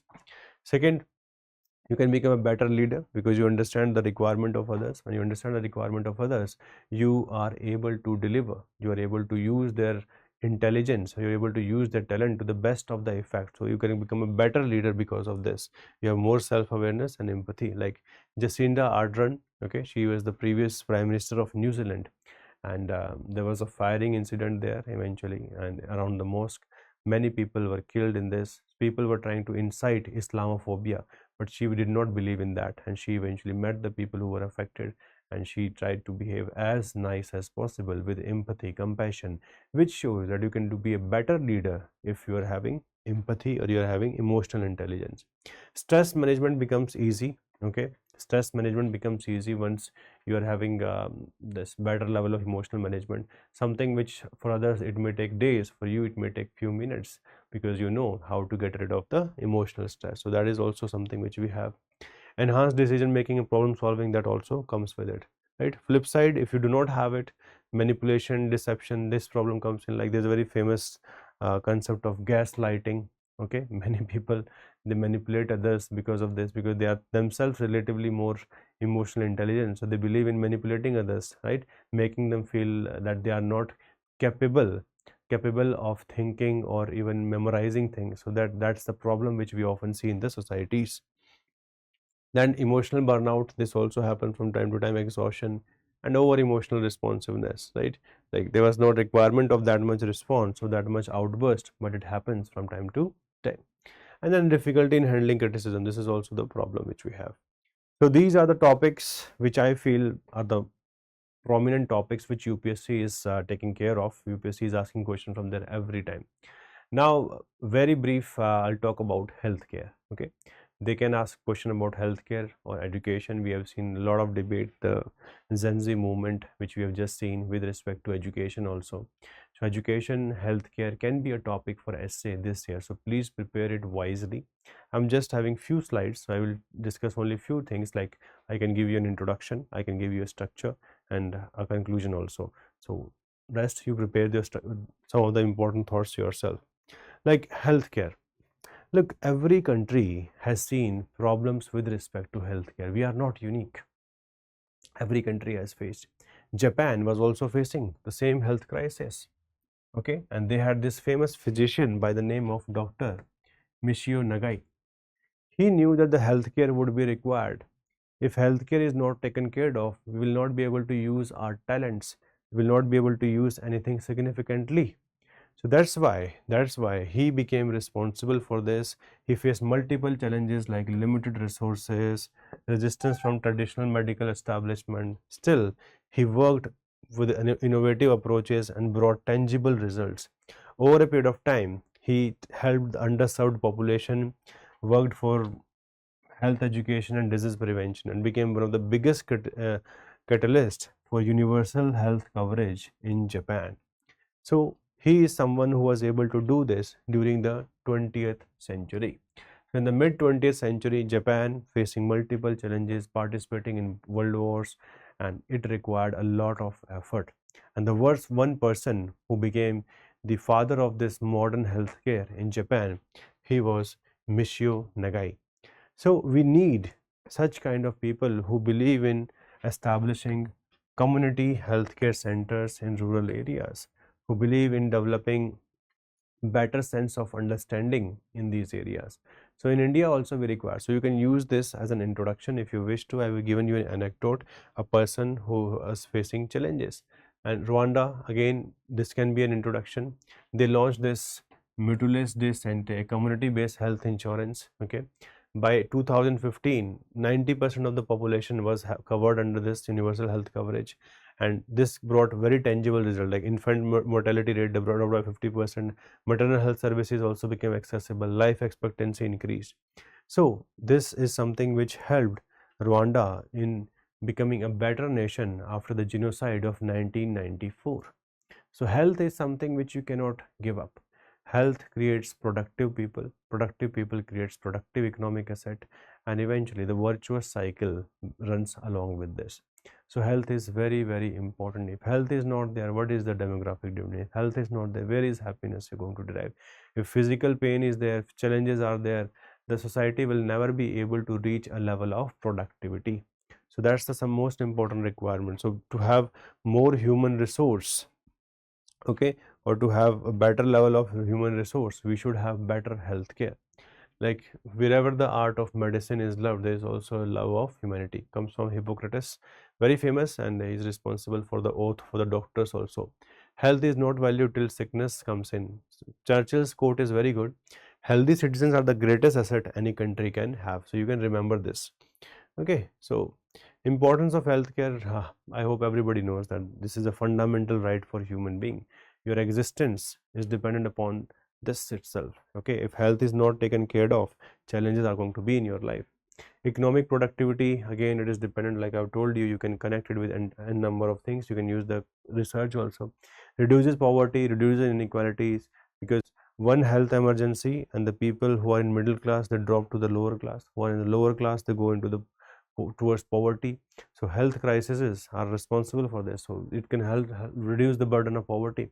More social stability, like we have seen in Canada, Germany, higher level of social trust is there because of this. Key component of healthcare, three things: availability, accessibility, and affordability. All three are equally important, and that is something where India needs to improve. Okay, we need to improve. Dr. Devi Shetty says a shift is required towards social and promotional healthcare. Look, healthcare system is also of two types. Like, what are the goals of that? We have the preventive healthcare and we have the curative healthcare. In the case of India, preventive healthcare is not that much good. Curative healthcare, the structure is not good. Curative healthcare, like primary healthcare center, then we have the district hospital, then you have the broader hospitals even in the center. So this structure of curative healthcare, we have very less level of functional level of health services at the primary and the secondary centers. We have to always run towards the district, the tertiary care. In the tertiary care, we have enough burdens. Doctors are less, paramedical staff is less, the ratios are very poor in general, right? So very few hospitals are there. So the burden is shared by hospitals like AIMS, and for each and every illness, people run away to these hospitals. They are not able to do research. So healthcare research faces problem because of this. So we face all three challenges. Accessibility is not there for rural areas. Affordability is not there. It has improved with Ayushman Bharat scheme, but still it is not universal in general. Okay, and every hospital is not covered by this. So either one of the problem remains, either the availability or accessibility or affordability. So the problem remains. That's why we need to be very, very energetic about it. We need to be very clear about it. Like, so he talks about this, okay, that this scheme need to go further. The leakages should be brought down. Medical ethics, this is also need to be taken care of, because in India we have seen that recently, like at the time of delivery, C-section deliveries have increased significantly, okay, in the private hospitals. That's because it leads to higher bills. So too much commercialization is happening, and they are not even caring about the health of the patients. That's something which we need to remember, that we should focus on medical ethics. This Hippocratic oath is very important for that. Way forward, as Amartya Sen says, we should have universal healthcare coverage. Okay, that is an important requirement. Primary healthcare centers to be taken care of. We already discussed about Paul Farmer, and he is the example of Brazil's famous family health strategy that can be emulated in case of India also. Focus on equity and social determinants, that is an important requirement. And innovation and technology, because India needs to focus on technology. We are not the kind of diseases which we have in our country, tropical nations, is sometimes pretty different from the diseases which we have in other countries like the Western countries. So they are not researching on those specific diseases at all. So we have to be like there, we have to take care of that. Okay, the global burden of disease is very high in case of India. Health is also dependent upon other determinants. It's not just linked to medicine, water, air, basic things. Okay, this is also where we need to work side by side. So the health and environment, they go together. Discharge from these industries, okay, the burning of stubbles, the vehicular emissions, all these things also need to be taken care of. Adulteration in food, very problematic thing currently we are having. Okay, everything has someone or the other. There is always at least a suspense of what is going to happen. Okay, it creates anxiety, it creates a lot of anxiety. All right, so India needs to focus on like this Ayushman Bharat digital mission, digital health blueprint, co-win platform, telemanas. All these have been done in the previous certain times. So do more research on this topic. I've given you a brief overview of the topic, but you need to work a lot. Okay, you need to work on this topic. Health education remains important for the examination. All right, so with this, our lecture for the essay is now complete. If you want to prepare very well, okay, so you can join any of the foundation batches of PW. As I already told you that there are multiple batches for Hindi as well as English as well as English as well. Okay, so there are batches, and if you want to prepare for main specifically, we have this region batch which has already been launched for 2027. The next batch is already in the offing, so you can connect. In the description box you can find all the important information.